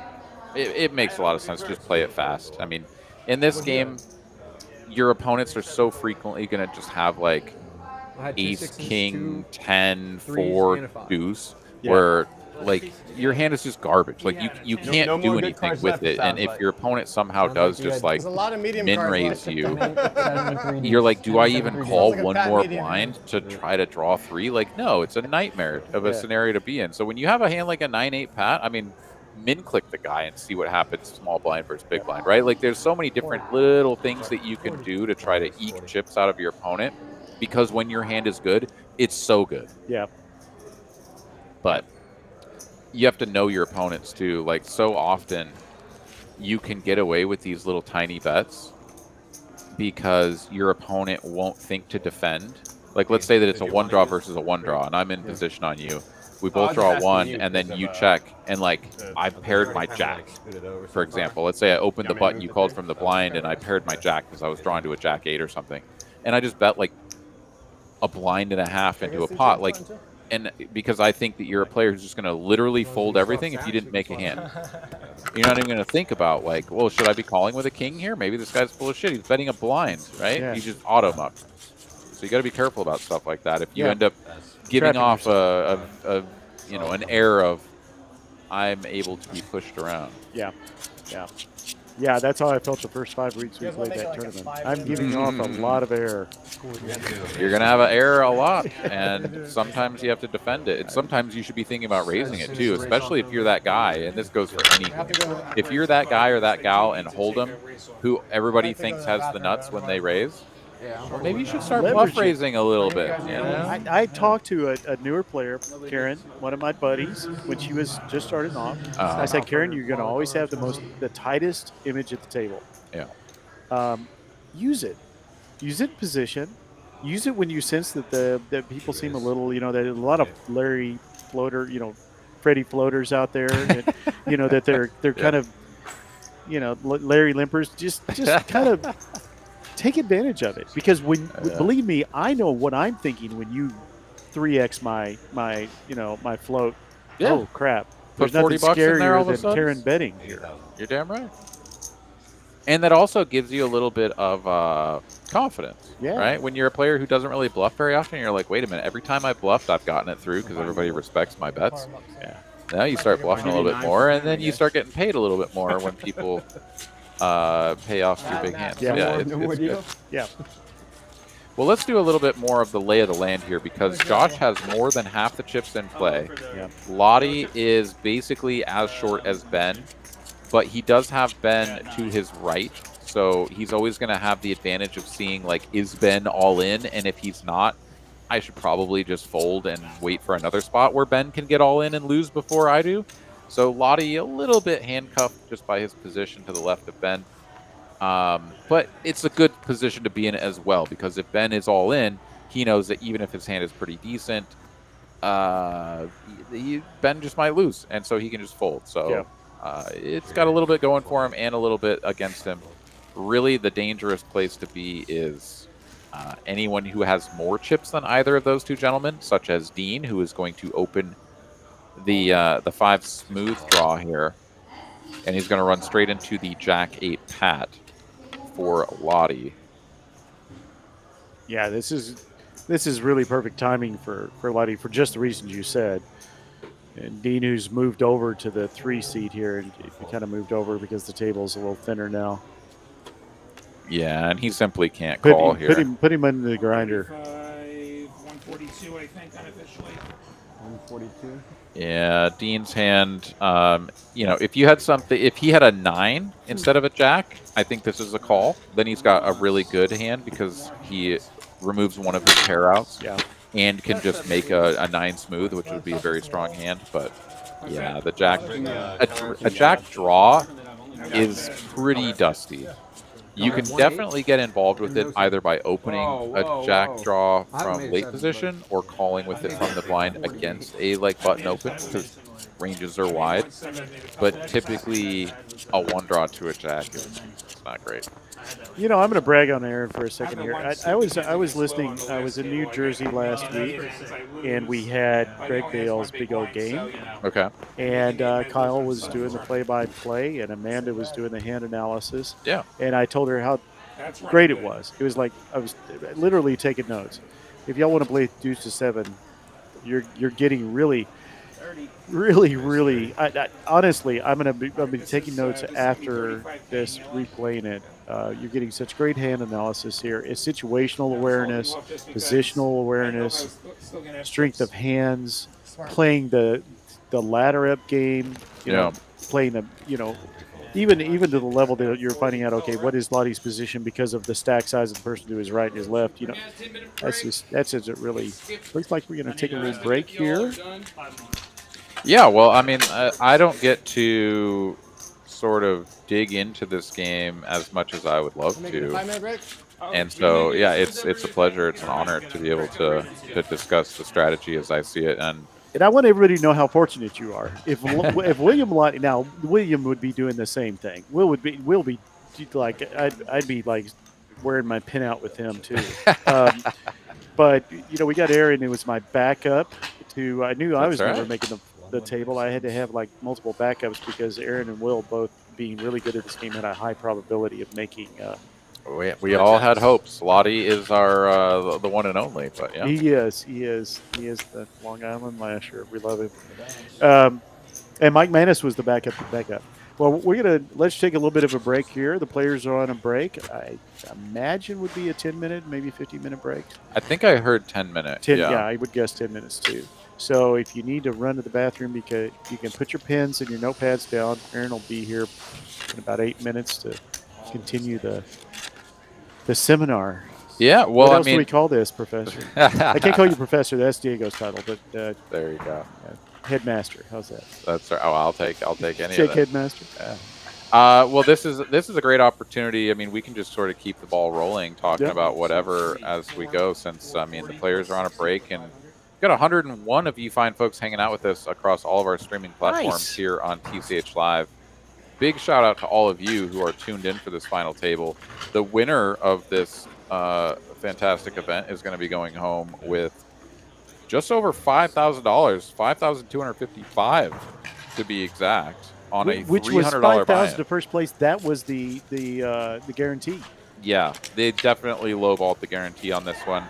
I mean, to be fair, it's a Wednesday tournament that started at noon, and it's a poker variant that is not like well known. I gave Josh a hard time, and he said, "I never in my wildest dreams." He said we debated whether to make it 10K guarantee, and I thought, I mean, they've been burned by a little bit of overlay in the past, as we are all aware here in Austin. But 5K was certainly a low ball because the first place prize is over that. So, yeah, it's a little bit more popular than you were worried about there, buddies. But no, we love to see it, of course. Oh, hell 17, 18,000, whatever it was in the prize pool, over 5K for first. So just a tremendous turnout and a lot of really great players. Let's give a quick shout out to Matt Cosentino, who is on an absolute tear here, coming in, I believe it was third place in the big PLO event out in Vegas at the WSOP for a very strong score. Then shipping two of the inaugural events of this series. And at second as well. Did he have two first in the second? He got like second the other night, and then and he bubbled the final table here. Well, so he's on an absolute tear. He is on a tear. Of course, a lot of times you make your own luck in that regard. You can't just run super hot at that many variations and still. So obviously a great player. But yeah, congratulations to him, and putting a lot of pressure on everybody for that $10,000 player points. I mean, he's got it nearly. Has he got 8-7 on that one? Yeah. Yeah, he might have an 86. 87. I think he's got an 86 at this point. Well, because he already had like 37 points over his next competitor, but after this showing, getting 8th place or whatever it was that Matt came in, he's going to pick up another like dozen or 15 points or something for that. I mean, yeah, it's going to be a real chore for someone to catch him. Yeah. So Pete's on Matt, because he's in the front running for that 10,000. For those of you that don't know, we got a $65,000 player pool point system for this tournament, the summer series. $10,000 to the top player. I think we've actually got a graphic for that somewhere you could pull up. But it's really been a bit of a incentivizer. We've seen a lot of people that are gotten points for registering for events, and I guess we just have this there one. It is. There it is. That's first place at $10,000. Player of the series $25,000. I thought it was 65. No, 25. 25 paid out to all the top point earners. Yeah. So, and that's what we're in the middle of. And like we have some events still. Again, get on the website, look at our schedule. You gonna play any more? You're gonna play obviously the big one. Yeah, the 250K guarantee already has starting flights underway. There's one going right now that started at 5 p.m. I think the late reg just ended in that one, so you won't have an opportunity to get in today. However, there will be 2 more flights tomorrow and running through Saturday, I believe, with a couple of turbo events as well to get in. So plenty of chances to get in. That's a $600 buy-in, 250K guarantee main event. That, again, will be live streamed, the final table as well. I believe that's going to be on Monday. Yep. So 6 o'clock Monday. Yeah. And the winner of that tournament is going to be taking home, probably 70K would Yeah. be my guess. Yeah, well, I'm predicting an overage on that one too. So it's just how much. I think we'll go well over the 250K. Oh, certainly. So Yeah. I mean, it could at the minimum. Yeah, I think that's a good estimate. But yeah, so and I believe even Sunday morning we're going to have a turbo, and even though that's the day 2, like Aaron was That talking might be about, the tournament that I find myself in. Yeah. Yeah. Oftentimes the morning the morning Sunday turbo, morning? the last possible chance to get in. Is that when you bag? No, I don't bag any of the flights, but I find myself in that flight to just put one more buy-in into the prize pool, as that's just the way it's been for me. And I had several people tell me that they got seats to the that's a $600 buy-in tournament. Yeah. And they on Hijack. Yes. They played $60 tournaments to get seats in that. So That's- also look on a Hijack as we pull up that graphic for everybody to see. Yeah, I don't know if we have one specifically. No, this is not it. Specifically for Hijack and those flights. No, but not for those, but just the yeah, Hijack. I mean, so Hijack in general. Here's the QR code. If you are in the state of Texas, you must be in the state of Texas in order to play on Hijack. But this is an app where you pay a very small hourly rate to play on your phone, and you can cash in and out at every TCH location around the state. You can also take your withdrawals, I believe, in crypto. So you have options of how to get money in and out. And literally, you can win a turbo or win a tournament or play a cash game, whatever, and then go cash out and get chips in the room. I mean, it's a fantastic app. Check it all out. Hijackpoker.com. And I always brag on Kyle the Whammo Frisbee. Sorry. Yeah, oops, I forgot that YouTube gets angry about that. Sorry, guys. Sorry, oops. But yeah, do the thing. Do the thing. Yeah, Kyle is did that promo $20 and has never spent a dime on it. So he cashed out a couple of times. So you use that promo and get into Hijack, and then you can just make money. And it just got all levels of games. Sorry. Anyways, I guess we better not talk about that. I forgot that we got dinged for whatever. There's some kind of YouTube thing. Oh, Yeah. about talking about. Yeah. You're right. Well, that's on us. Blame us, YouTube. We tried to do a good thing. We tried to do a good thing. Yes. Anyways, Forgot all about that. let's get back to the lay of the land here for these 5 remaining players, as we are playing for the 52-55 up top. The next player out is going to be receiving, I think it's 11-15, and Ben very likely to be that player, as we are going to be coming back to 15K big blind, 10K small blind, which means that the big blind ante is going to be 25,000, I believe. So this is going to be a pretty big jump as far as the investment just to get a hand in the big blind, and Ben going to suffer from that the most. Now, You won? given the ICM implications here, Lottie and Dean should really just be mostly looking to fold, even as they go through the blinds. Brettles pretty much wants to just kind of get to heads up, let Josh kind of run the table and knock everyone out as he ladders up, and hopefully gets to head up with a chance to take the win. But this is Josh's game, and It's his. I mean, really, you feel like at this level, it's like his game to win or lose. now, yes. So Barring some cooler-esque exactly, right? atrocities. Now, you in this game, you can just all of a sudden get dealt a Pat 9, and like that's a really good hand, and you're all in. It doesn't matter how many chips you have or whatever. I mean, here we are with Lottie, right, middle of the pack. He's got a shorter stack behind him, but he is effectively the second shortest stack, 5-handed, gonna go through the blinds a lot. Jack 9, a very strong hand. Yeah, he should be raising this, and he's gonna go after it to the tune of 40K. You need to accumulate chips, but it's going to be tough because Josh should be opening very wide. He should just be pushing people around. And the real reason for this is that, yeah, Ben can't believe what he just looked at in the big blind. But A really good 5-card draw hand. yeah, those are the types of hands, maybe not aces and jacks, but like you're going to see a lot of rec hands And Yeah. still as probably a 5-handed something starting not hand. good. Yeah. It's going to be really hard to continue. Yeah, but Like any poker game. Yes, but this game in particular makes it very challenging because, again, we talked about this earlier, but drawing 2 cards, you have so many opportunities with the aces, kings, and queens in the deck and the cards that will pair you. Basically, a draw 2 is like 50% to get worse than what you started with, right? So, like, that's assuming you had an unpaired hand. Yeah. Um, Have we even seen a draw 2 yet through 36 hands here? I don't remember one. I think there have been a few. We've kind of been talking a lot, Okay. but they are situational. Here we have a big spot, as this is an all-in and a call. Josh making the call here with a 10-7 draw. This is actually just drawing dead. We're drawing Yeah. dead? Completely dead.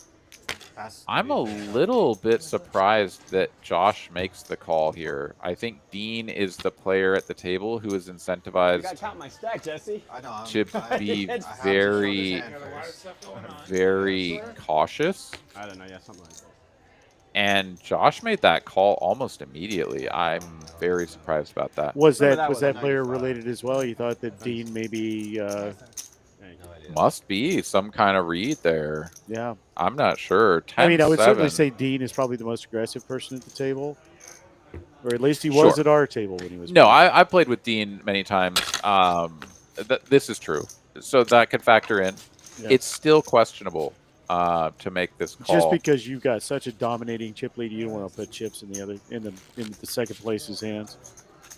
It's calling off. It's the massive difference between I have the chip lead and I'm putting the pressure on with raises that you have to respond to you're all into the field. This was an under the gun jam from a guy who has a stack that can clearly benefit from folding and waiting for Ben to bust. I think that screams strength, and a 10-7 one draw is not a terrible hand, but it's certainly not good given all of those other factors. Now, do you draw parallels in tournament play in all the games in that regard? If you've got the chip lead, don't put yourself in a call-off position. Put them in the position of a call-off. I mean, that's just kind of an umbrella thing. All of your strength is derived from your ability to apply pressure. Now, you can also just like in Hold'em, wake up in the big blind with pocket 5s and be like, how much is that? You jammed for 11 bigs? Yeah, of course I can call because it doesn't hurt me if I lose and I might knock out a player and get more chips and whatever. That's fine. But this is a situation where He only drew 1 to a 10. making the call off is like you don't really benefit that much, and unless your hand is just like super nutted, like a really good draw, like an 8 draw or something like that, where it's just like, of course you're getting it in. It's a bit of a punt. Gotcha. Yeah. Yeah, you know, one of the things you hear in tournaments a lot, especially from tournament players that are not particularly experienced or accomplished, is they'll say something like, So we missed the elimination of Ben here. I apologize for that. Yeah, I apologize for that as well. So let's pay homage to Ben going out in 5th place here for $1,110 as did not improve to the best hand here. And Josh, I believe, was the beneficiary. Yeah, the recipient of that. Yeah. Like every tournament around the poker industry, that's a rule. Come on, man. What's a horseshit rule? 5th place, though, fantastic showing, especially Ben grinding the short stack coming in, going out in 5th place instead of 7th. Laddered up. Yeah, I mean, watched Victor blow up a big stack, all in against the chip leader, and laddering up once more after Killian went out. So a really great result there, 600 up to 1110 for Ben. And Ben, when you watch this, we're sorry we talked through your demise. You got it in for dust, and we didn't even notice. I'm kidding. You played great, and congratulations on the deep run. Yeah, and a good cash. Good points if you're working towards those. Yeah, could be. I'm definitely guilty of being able to just sort of run off into the weeds and be like, "Ooh, look at this, little flower we found over here." Talk about all the things. I do it a lot of times too. I always get the side eye from Lottie when I do that. That sounds right. All right, Josh, you're going to draw 2 to a 10, which is a very strong hand, and a Brettles here drawing 3. This is small blind versus big blind. Wow. Yeah, we found out what he thought of that. Yeah. Here, I want to say something here just real quick. I have never come across Brettles before in the Deuce 7 streets. He has played very well tonight. I agree. I was bragging on when you stepped out earlier. I was talking about a younger player here. I love seeing that. He's obviously an adept player at a. Maybe he's 59 years old and just amazingly well deserved. But yeah, it's pretty cool to see. Well, he had a hand that was played earlier while we were running our mouths that I thought was very adept. Well, there were 2 of them actually. One was the hand where he made the straight.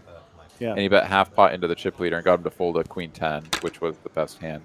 But he played another one earlier. He's definitely cognizant of the hands where it's like, I have no chance of winning, and this is a hand that has good qualities to bluff with, and seizing the opportunity. Yeah. Even when he was sort of middle of the pack, and it was like he should just be folding a lot, and he went for it and he got it through. So it's pretty cool to see that, as I would say that oftentimes the kind of default player in this game is more passive. Yeah. And so it's been a pleasure to see someone that I'm unfamiliar with come in and be like, oh, they understand this game. Dean is going to make a flush. It is a good flush, but that is still a very bad hand.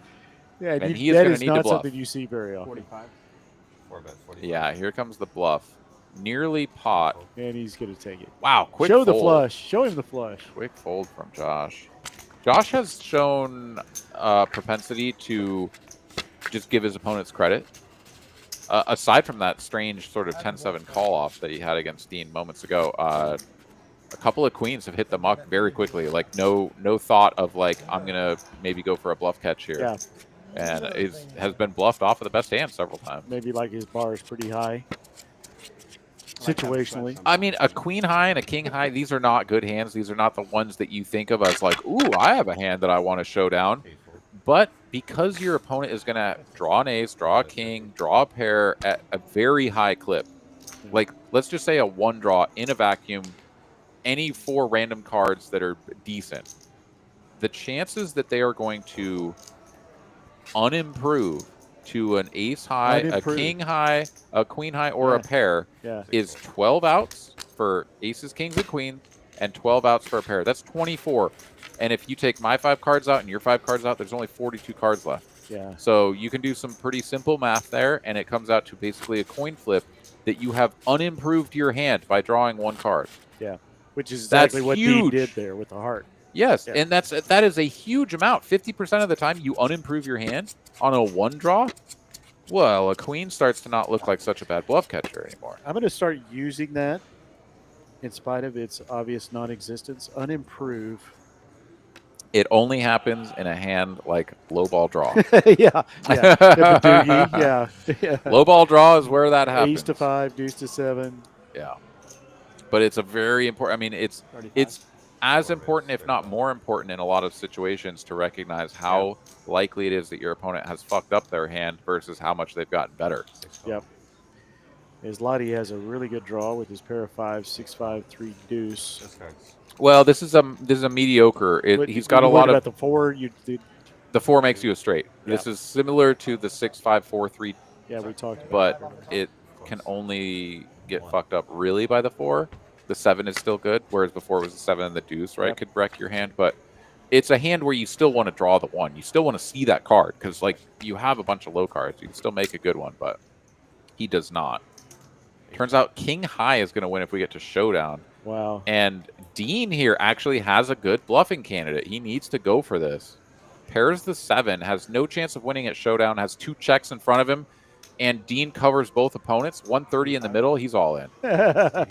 Right? Oh, he's not going to go all in. He's going to go for something in between 85, sure, whatever. Yeah, it's all the same. He's basically went for half pot. Oh, I love this. See, and this is the part of the game that is a little bit hard to digest. A lot of people, Brettles hasn't folded yet.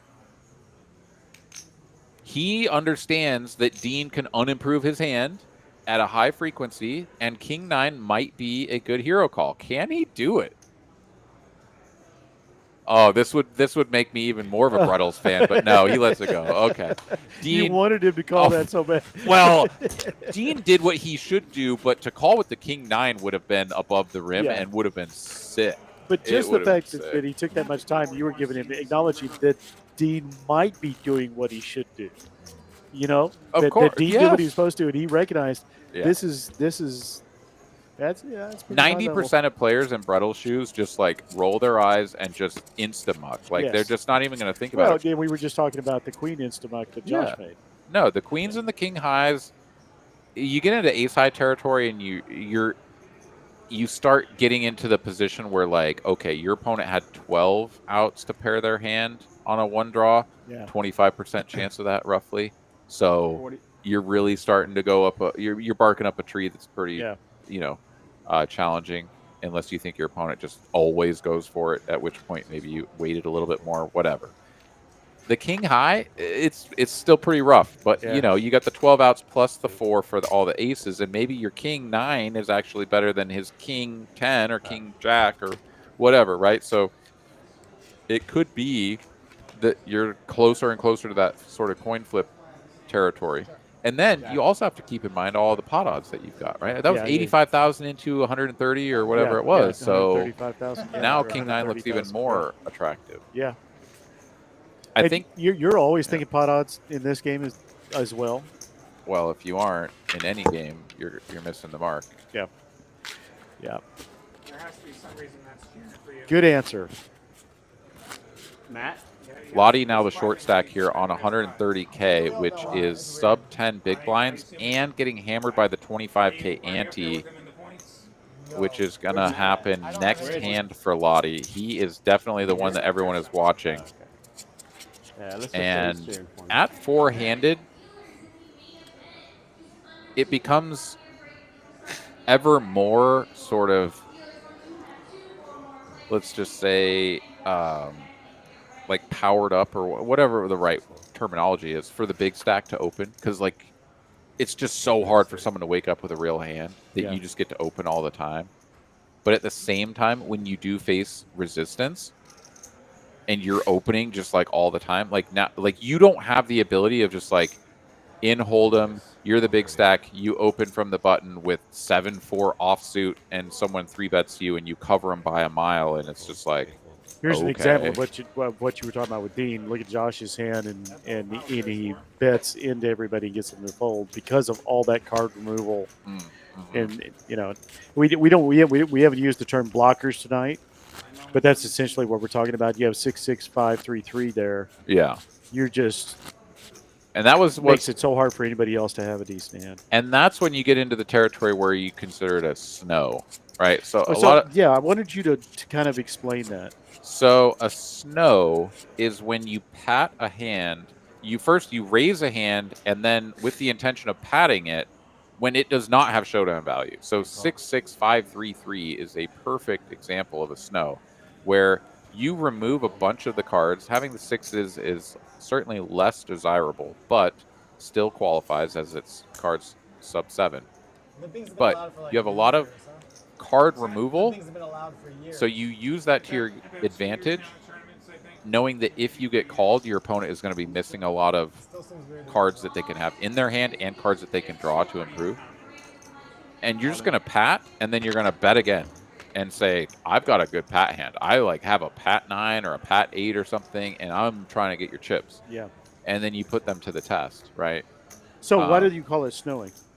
Snowing is the term for it. I mean, I honestly don't know where that came from.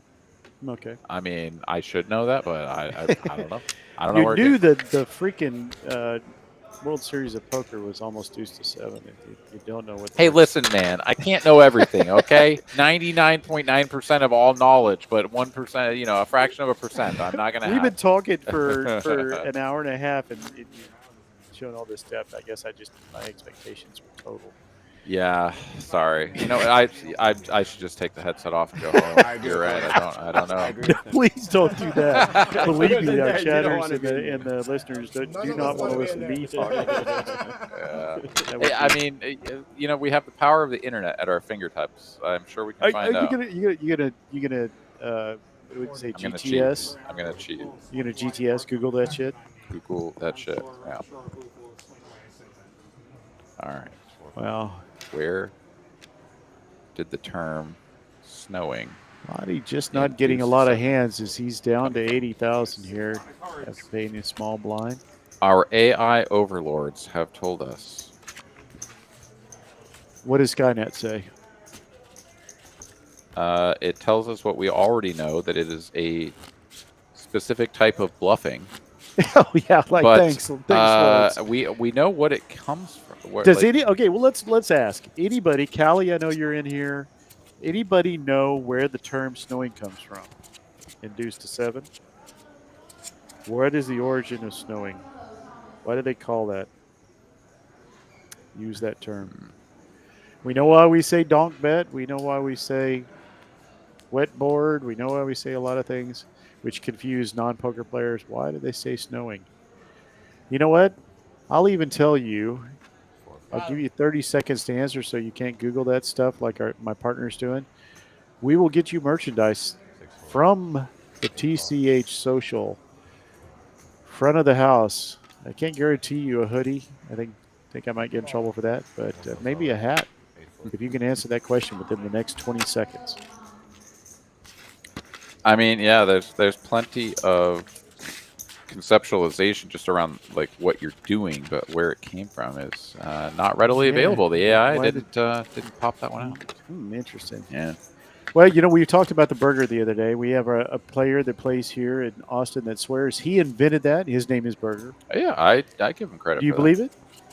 Absolutely. I called BS on him a couple times, and then he made a case for it, and he says absolutely. No, I mean, it's one of those things where I think human beings have simultaneously invented things in many different areas, but like, absolutely, Burger is the term, the source of the burger button here in Austin and anywhere nearby. I don't think anyone came up with it before him. Yeah, it's hard to imagine.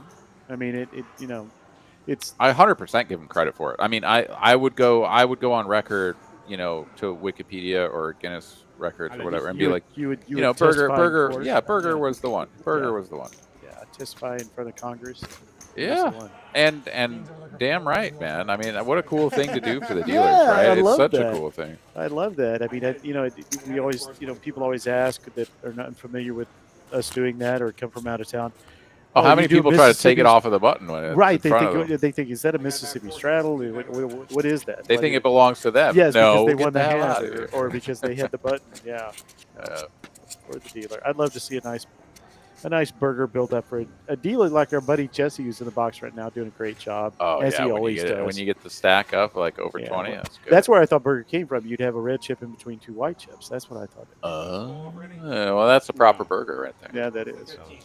We got a Pat 10-8 here for Dean, and we have 2 very short stacks. So the chips have become very polarized between Josh, Dean, and then the 2 short stacks. Yeah, Dean is just going to put it in here, and Lottie is going to go with his Jack 8 draw. He is drawing dead. Wow. And maybe when he faces the Pat, he's going to break the Jack, which would be wise. And if he draws to the 8-4 deuce, he will be alive. And yeah, this is the exact spot that I busted the tournament, where I put my chips in there with a Jack draw. Yeah, Lottie figures it out. I did not. I was an idiot. Oh, you stayed with the Jack? Or equivalent? The internet knows. Glenn says when you stand pat and deuce 7 with a bad hand, you're freezing your hand, hence a snow. Okay. Oh. Wow. Now we have to ask if you saw that on the internet. Is Lottie's at risk here, drawing 2? Another 4 is no good. I lose. Lottie pairs his 4, and with that, monster. the run comes to an end here for Mr. Will Lottie, but he's going to go out in 4th place for a solid 1570. a tidy 5 buy-ins for his finish, and congratulations to Mr. Congratulations. Will Lottie. That's hard to say. You obviously practiced that. Yeah, it's in the mirror each morning, you know. Congratulations on your life here, buddy. I prepare for this regularly. Yes. I may have done that a few times. Well, the he's already on the chat. So the delay was all he needed to say fourth ugh. You know, Lottie, no ugh. We were saying congratulations, but you know, I see you do this over and over again where I go by and look at you with 22 people left and think, oh, Lottie's not long for this world, and then you end up at fourth. Yeah. So you are the master. And you launched it in with a 3 draw on the registration bubble, and you got there to not have to rebuy. So not only did you get 4th place when you could have gone out much sooner, but you also saved that buy-in because you're a freaking lucky. I know. You cannot say when you got here through a 3 draw. You cannot. So yeah. Anyways, congratulations, well played, and also stop trying to rebuy at the end of registration by jamming with a 3 draw, you donkey. He wants a damn trophy, damn it. Oh, well, someday you'll get one, but not today. All right, so we're now 3-handed, and all of the chips belong to Josh and Dean. Yeah. We basically have the Brettles over here just, you know, a gasp and a prayer. He's going to have to fold his small blind away, and he really only has a couple of posts left in his stack. And he knows it. He says he's on his last leg, but he's wearing the hoodie. Well, and that's the most disappointing thing for me is that Lottie was the first person eliminated wearing the hoodie. So that's where he did the hoodie disservice. Josh over here is like, dude, get this hoodie luck out of my face. Like, I will run hot and win regardless. And we'll see if that pans out for him, Cotton. I mean, maybe Brettles will channel the hoodie energy and just spin it up. And he's got a Pat Queen. He's going to be all in here on the button. Yeah, he's going to shove this in instantly. Oh, he's running into a better Pat Queen. Oh, my gosh, this is so stinky. Josh, though, is going to have to draw because he has a nut draw. This is a wheel draw. So when he draws, Brettle can pat behind and just pray. Yeah, and he may shoot himself in the foot here. He can't possibly know that he was ahead. Oh, we're going 1 draw versus 1 draw. They both break the queen. Broke queen. I paired. Yeah. And unfortunately, Josh gets the perfect card. No, he paired it. I thought that he got the deuce, but he got the 4. It doesn't matter. Brettles paired a bigger card. He Yeah, paired he the did. 6. He got the 6s. That was still ended up being stinky. That's why you pat the queen there, Brettles. You played really good all the way until you fumbled the queen pat. I'm kidding, obviously. Patting a queen there, that's like half dozen of this and 6 of the other. Very well played for Brettles. I really enjoyed watching you play tonight, and congratulations on 3rd place for 2290. Yeah, I think he bought it twice. I think I saw him eliminated once early on, but he's still a tidy profit. Maybe I'm not thinking it's straight. tough to make 3rd in a $300 tournament for 2290 and not profit. Like, you would have had to absolutely blast off. So I think that man made some profit. Good job. I've seen some people, especially in our weekly tournaments, buy in 17 times. But my all-time favorite was a young man that we played with who came in 3rd place in the tournament and profited $40. Oh, solid. That's good ROI right there. Yeah. All right, so now comes the heads-up showdown between Josh and Dean, a 2-to-1 chip advantage for Josh, who is going to start off with a gut shot, but still 4-2, a very strong low. Going to 3-bet very small. This is a tiny 3-bet to 75,000. I guess the open was to only 30K, so 30K up to 75. Okay, maybe not the smallest, but still just awkward sizings all around, given that we're now heads up. We'll see how this develops, but we're going to draw 1 apiece. And Am I supposed to break a queen? I queen 10, 8, 6. One check. we're gonna get the lowdown from. He's still wearing the mic. Yeah, I love it. Should I just keep the queen? Because he paired. But I paired my 6. Good. He paired his 4. He paired his 6. Good hand. Yeah, that's Brettles talking about his He was drawing really good. He was drawing his really misstep Yeah, well, or misfortune. no, Let's call it a misfortune. definitely misfortune. Yeah. Breaking a queen is never wrong against a 1-draw. Yeah. A queen against a 2-draw, you pat it. You just a queen sucks, but Yeah, you have 2 opportunities to fuck up your hand. I'm just gonna stick with it. yeah. Yeah, what he's saying is absolutely true. He should pat a jack. He can draw a queen, but he can also pat a queen. He just got unlucky. Yeah. It is what it is. But as we continue, the 2-to-1 chip advantage here for Josh, very strong in his favor, but we are deep. Yeah. So we could be ready for a long haul here. Yeah, I unless- agree. I mean, hand 53. I think we started heads up at hand 51. So yeah, let's track that. Let's see a battle royale here. That would be entertaining. So If I'd guessed the final 2, I would have guessed these 2. Obviously, because Josh had a big stack, but I also having I'm not going to root for Dean. He knocked me out of the tournament, but yeah. I know what he's capable of. So Yeah, no, a very accomplished mixed game player for sure. It looks like we're going to continue with these sort of standard small opens, though. We're not going to be doing any 3x openings or anything. Josh here finally calls with the queen high and is correct.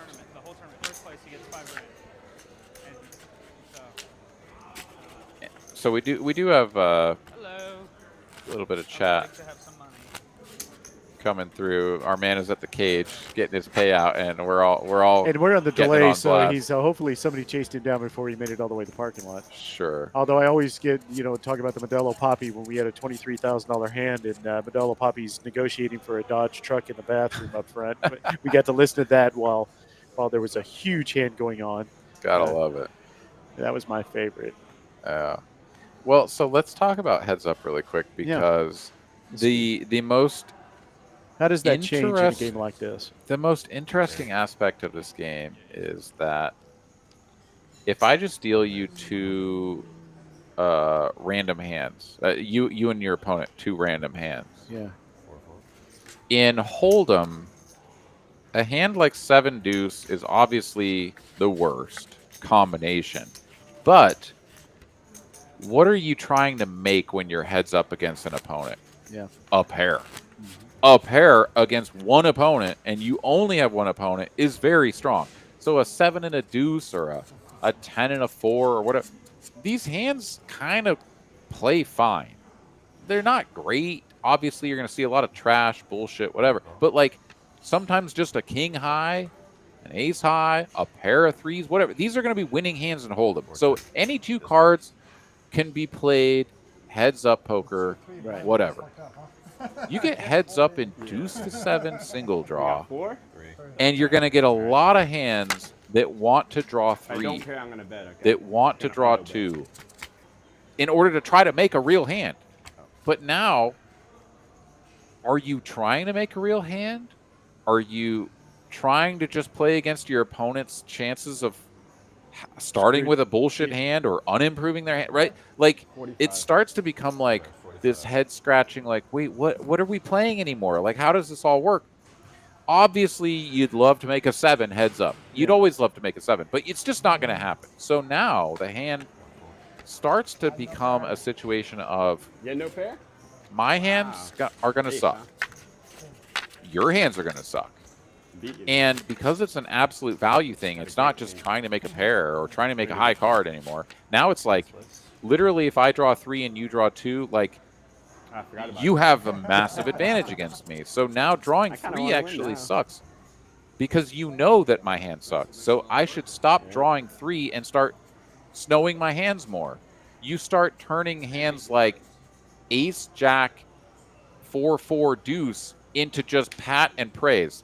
I'm gonna pat, I'm gonna raise, or I'm gonna bet, and when you call, I'm gonna pat, and then I'm gonna bet again. Like, you start snowing with more hands because you can also start patting hands like queen highs and value betting or them. a king 10 in this case, although both of them did draw their kings. So Which you're is saying totally somebody, fine. Yeah, I mean, and Dean's got the best of it. because Josh paired. So you're talking about how ranges. Essentially, you're talking about how ranges change heads up like it Yep. does in every game of poker, but this has a whole different element to it. It's so much more dramatic Yeah. because when you draw 3, you announce to your opponent, you win. Now, obviously, you could still draw 3 and make an amazing hand, but it's Yeah, so like low Lottie did. probability Yeah. that it's not going to happen enough for you to balance your range off of drawing 3s at a high frequency. But you're going to see a lot of hands that want to draw 3 Snapping just you because you don't get to fold. Like, you're just forced to play every hand. So you're going to have a lot of these hands that are even draw 4s, right? Or you're going to just look at all broadways, ace, king, queen, 10. Like, and those are the ones that you can just fold. Just give your opponent a walk or just let it go. Yeah. That's fine. You're going to see a lot of those. The 3-draw type bullshit hands, like ace, king, queen, 8, 5, just fold it. It's fine. But you have to know that you're going to see a lot of this and your opponent's going to see a lot of it. And the appropriate way to respond is not to just sit there and be like, limp, draw 3, 2, 3. call, So it's draw not 2. static Like, at all. no, like, Yeah. it's the same way in Hold'em where your opening ranges, your limping ranges, your 3-bets, like all of these things become way more complicated than any of us have Yeah. time to think about, right? We're not thinking about heads-up poker most of the time. Yeah. But in this game in particular, it becomes so much more complicated. If both players at this stage of the tournament go into, I'm going to keep playing the same way that I've been playing all night, which is like I'm going to look for draw 1 hands, and otherwise I'm going to get out of the way. They're gonna We're get going to be here blinded. for 2 hours, Yeah, and they're it's gonna going to be get very blinded boring out. Yeah. because they're not going to wake up with hands at the same time Yeah. almost ever. Yeah, that makes a lot of sense. This is a perfect hand where he should snow this. He should raise this, and his opponent, whether he continues or not, he should pat it and continue as a bluff. But he's not going to. He's going to limp. And, And he's we're going to gonna draw draw. 3. Bean's drawing 3. Yeah. See, and this is exactly. That's just it's almost like they but of course he got 9-8-6. It's pretty good. That's pretty good. good. And he should be raising, obviously. But Yeah. Josh here. Well, and again, this is, I mean, I'm not trying to throw shade at anybody for not understanding how to play. I don't know that anybody You don't even, have any experience. well, even myself, I say these words and then sitting in the moment and being like, okay, I need to start snowing with these other hands and I need to stop drawing 3 as much. And what, like, Have you been in this situation when a deuce to 7? I mean, like a Yeah. heads up deuce to 7? yeah. I mean, I've- the opportunities to do that, just because the tournaments don't come up much, and then getting to that point are so rare. It's Tell him like, I'm it's trying not real hard like for him. you can build up a, other than a theoretical strategy, an experiential strategy on playing heads up poker. Yeah, Heads Up Hold'em has like a long and storied history, Yeah. and people There's that lots still of opportunities dedicate from themselves to $20 it. tournaments to $60 tournaments Yeah. to $600 tournaments. There's Yeah. a lot of opportunity. There's no Heads Up Deuce to 7 single draw, Yeah, just anywhere. no.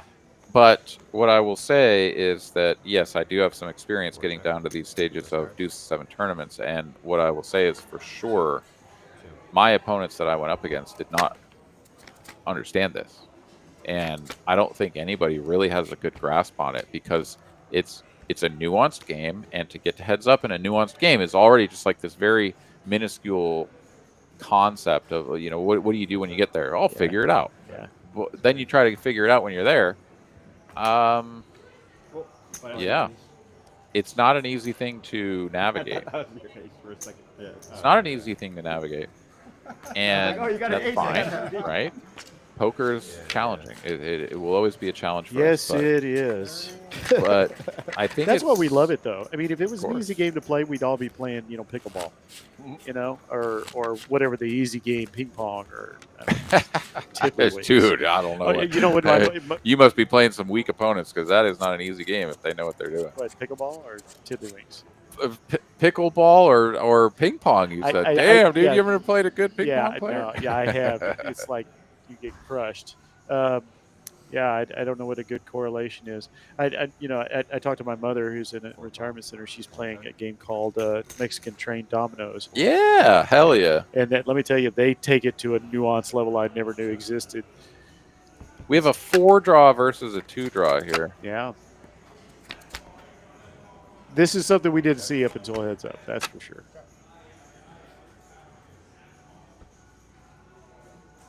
Pair of fours for Josh, Yeah. ace high for Dean's Dean. happy to have a showdown here with an unpaired hand. Yeah, and I mean, I want to go back to it that I'm not trying to throw shade or act like I know what's going on or something more than other people, but it's just the nature of a 5-card draw game. Yeah. When you're trying to make an absolute low, right? Like pairs are not good for you. You could make a pair with anything, a pair of threes, a pair of sevens, or whatever. If you're trying to make a high hand, you can always make something that at least has a little bit of tangible value. Right. When you're working towards this very narrow, like bottom of the barrel, I need to have exclusively these low cards that don't pair, don't flush, don't straight. It's hard to make a good hand. So 5 cards at the end, like this heads up, you don't get to just try to make hands. It's just not part of the game anymore. Yep. Yep. I check. I mean, honestly, too, what can happen is, despite how deep you are or whatever, because you see so infrequently these good hands, you can have this sort of collision all of a sudden of like a 9 draw versus an 8 draw, 1 card, and all the chips just go in pre. Yeah. And like that's honestly kind of what I hope for. Not because I want to see any one player like be eliminated, but I think if what we've seen so far continue to run out, we're just going to see a lot of, trying to make hands, and it's just not going to happen. Yeah. And the blinds are just going to slowly increase. So we you're have a lot saying- of depth here, right? I mean, Yeah, so you're saying it's really, and I guess it would be Dean at this point, to take the bull by the horns, play a higher risk, more snow, more, whatever.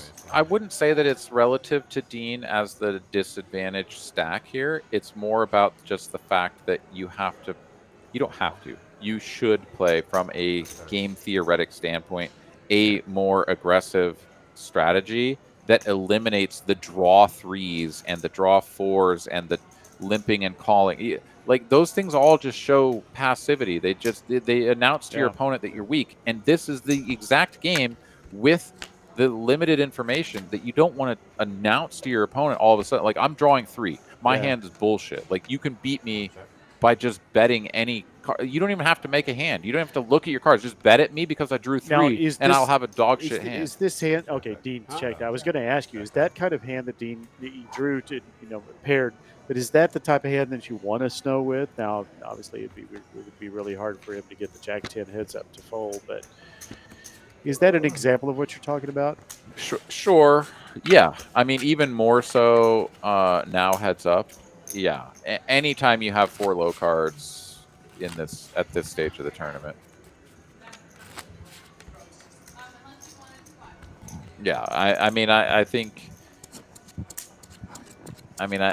you need to shift your attitude, your perspective about what's happening. And it needs to happen gradually over the course of the final table as well, because when you're full ring at 7-handed, you do need to be tight. You do need to be waiting to make hands, etc.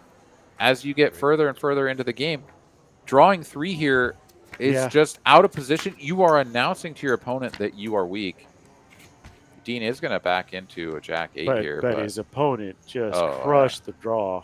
Well, this is going to get painful. I mean, a draw 3 into a Jack 8 is a good hand. Yeah, it's a little bit of a miracle. But it's also still, in absolute senses, a very mediocre holding. And Josh is going to take his time to figure out what he can get away with here. He has one of the worst 8s, which is a bit of a misnomer. There are no bad 8s. Yeah. I start saying you have one of the ugliest supermodels. Yeah. But, yeah, I mean, you make a hand like an 87 here, heads up, and you need to try to get all the chips. Overbets are definitely a thing. That's something we didn't really touch on that much, is bet sizing. But overbets are not unheard of. He's going to put them all in. At this stage. Yes, I think that's it, yeah. I mean, it's a giant pile of whatever these white chips are doing. Yeah, they're a little bit of throwing you off them being white. Yeah, Josh is he is all in. Yes. And Dean now going to have to try to figure out if a 3 draw into a Jack 8 is good enough to call off. And I mean, and this is what's so awkward about these positions is that when you draw 3, you know that your opponent knows that your hand is going to suck.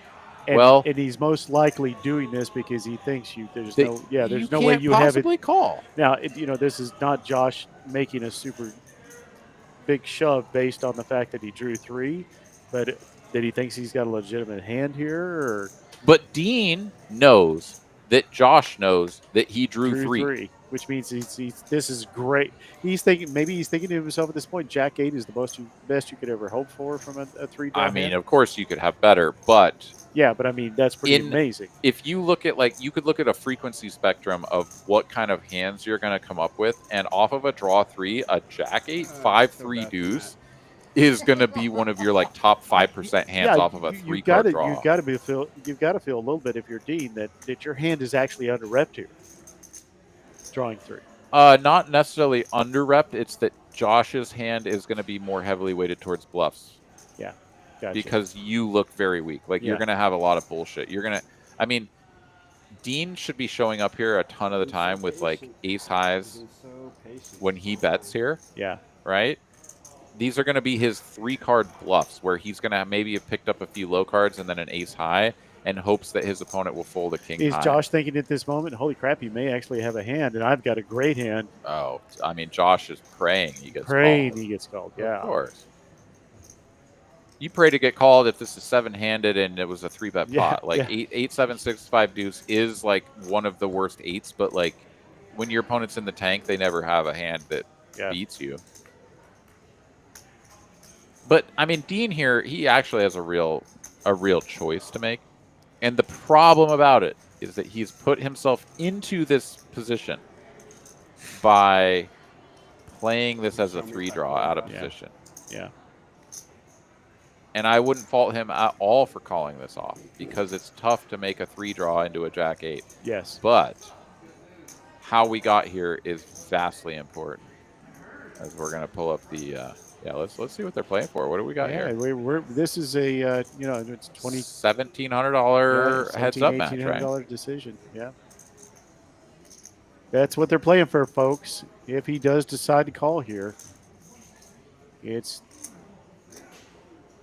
Oh. yeah. He's going for Max Reed. He's going for the Max Reed.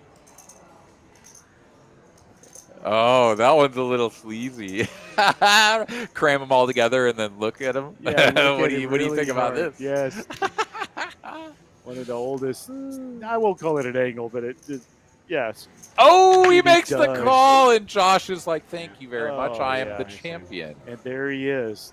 Josh taking away or taking down and getting the trophy. Wow. Our chip leader from the beginning, serving that all the way in. Josh, just wire to wire. Yeah, Final wire to table. Really, you could only fault him on the one hand that, I mean, he really played pretty flawlessly tonight.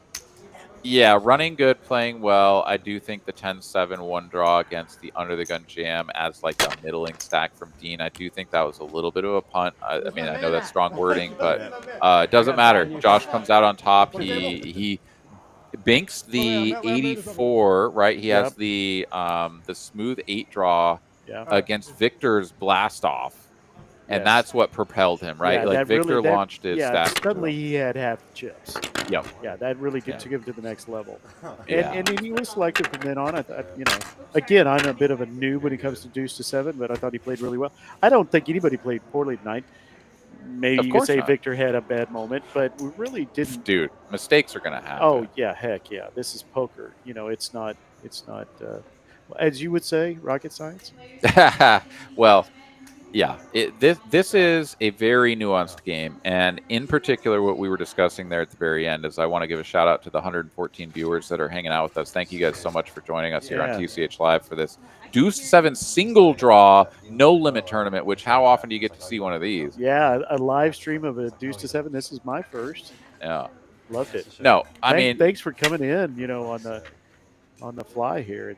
Yeah, and educating us for 2 hours, 2.5 hours. Happy to. And huge shout out to all the players, to everybody who jumped into the tournament, to all the players that made the final table, to Mr. Will Lottie, who came in 4th place out of 60 some runners, and he basically tried to punt his stack at the end of Reg, and he managed to run it up. But You're never gonna let him live that one down. no, I mean, I'm not. I'm definitely not. I'm definitely not. But if you call it's all over, baby, it definitely was. Well, we want to remind you one more time, we've still got a lot of the summer series that's running, and check out our schedule and join us Monday night for the 250K final table.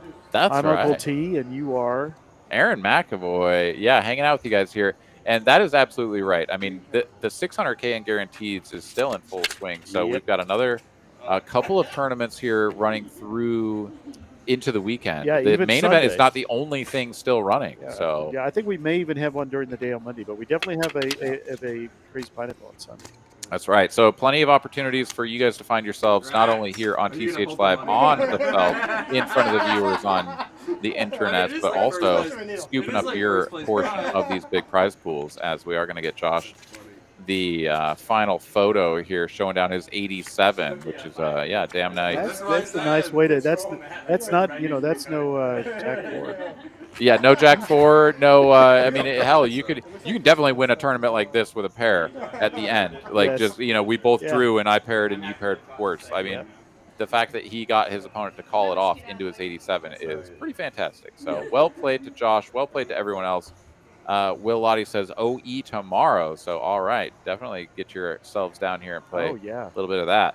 But we're going to thank you all for tuning in, and I look forward to seeing you guys here on our next broadcast for TCH Live. I'm Aaron McAvoy. Good night. This is Uncle T. Y'all be safe. All right, y'all take care. Good night,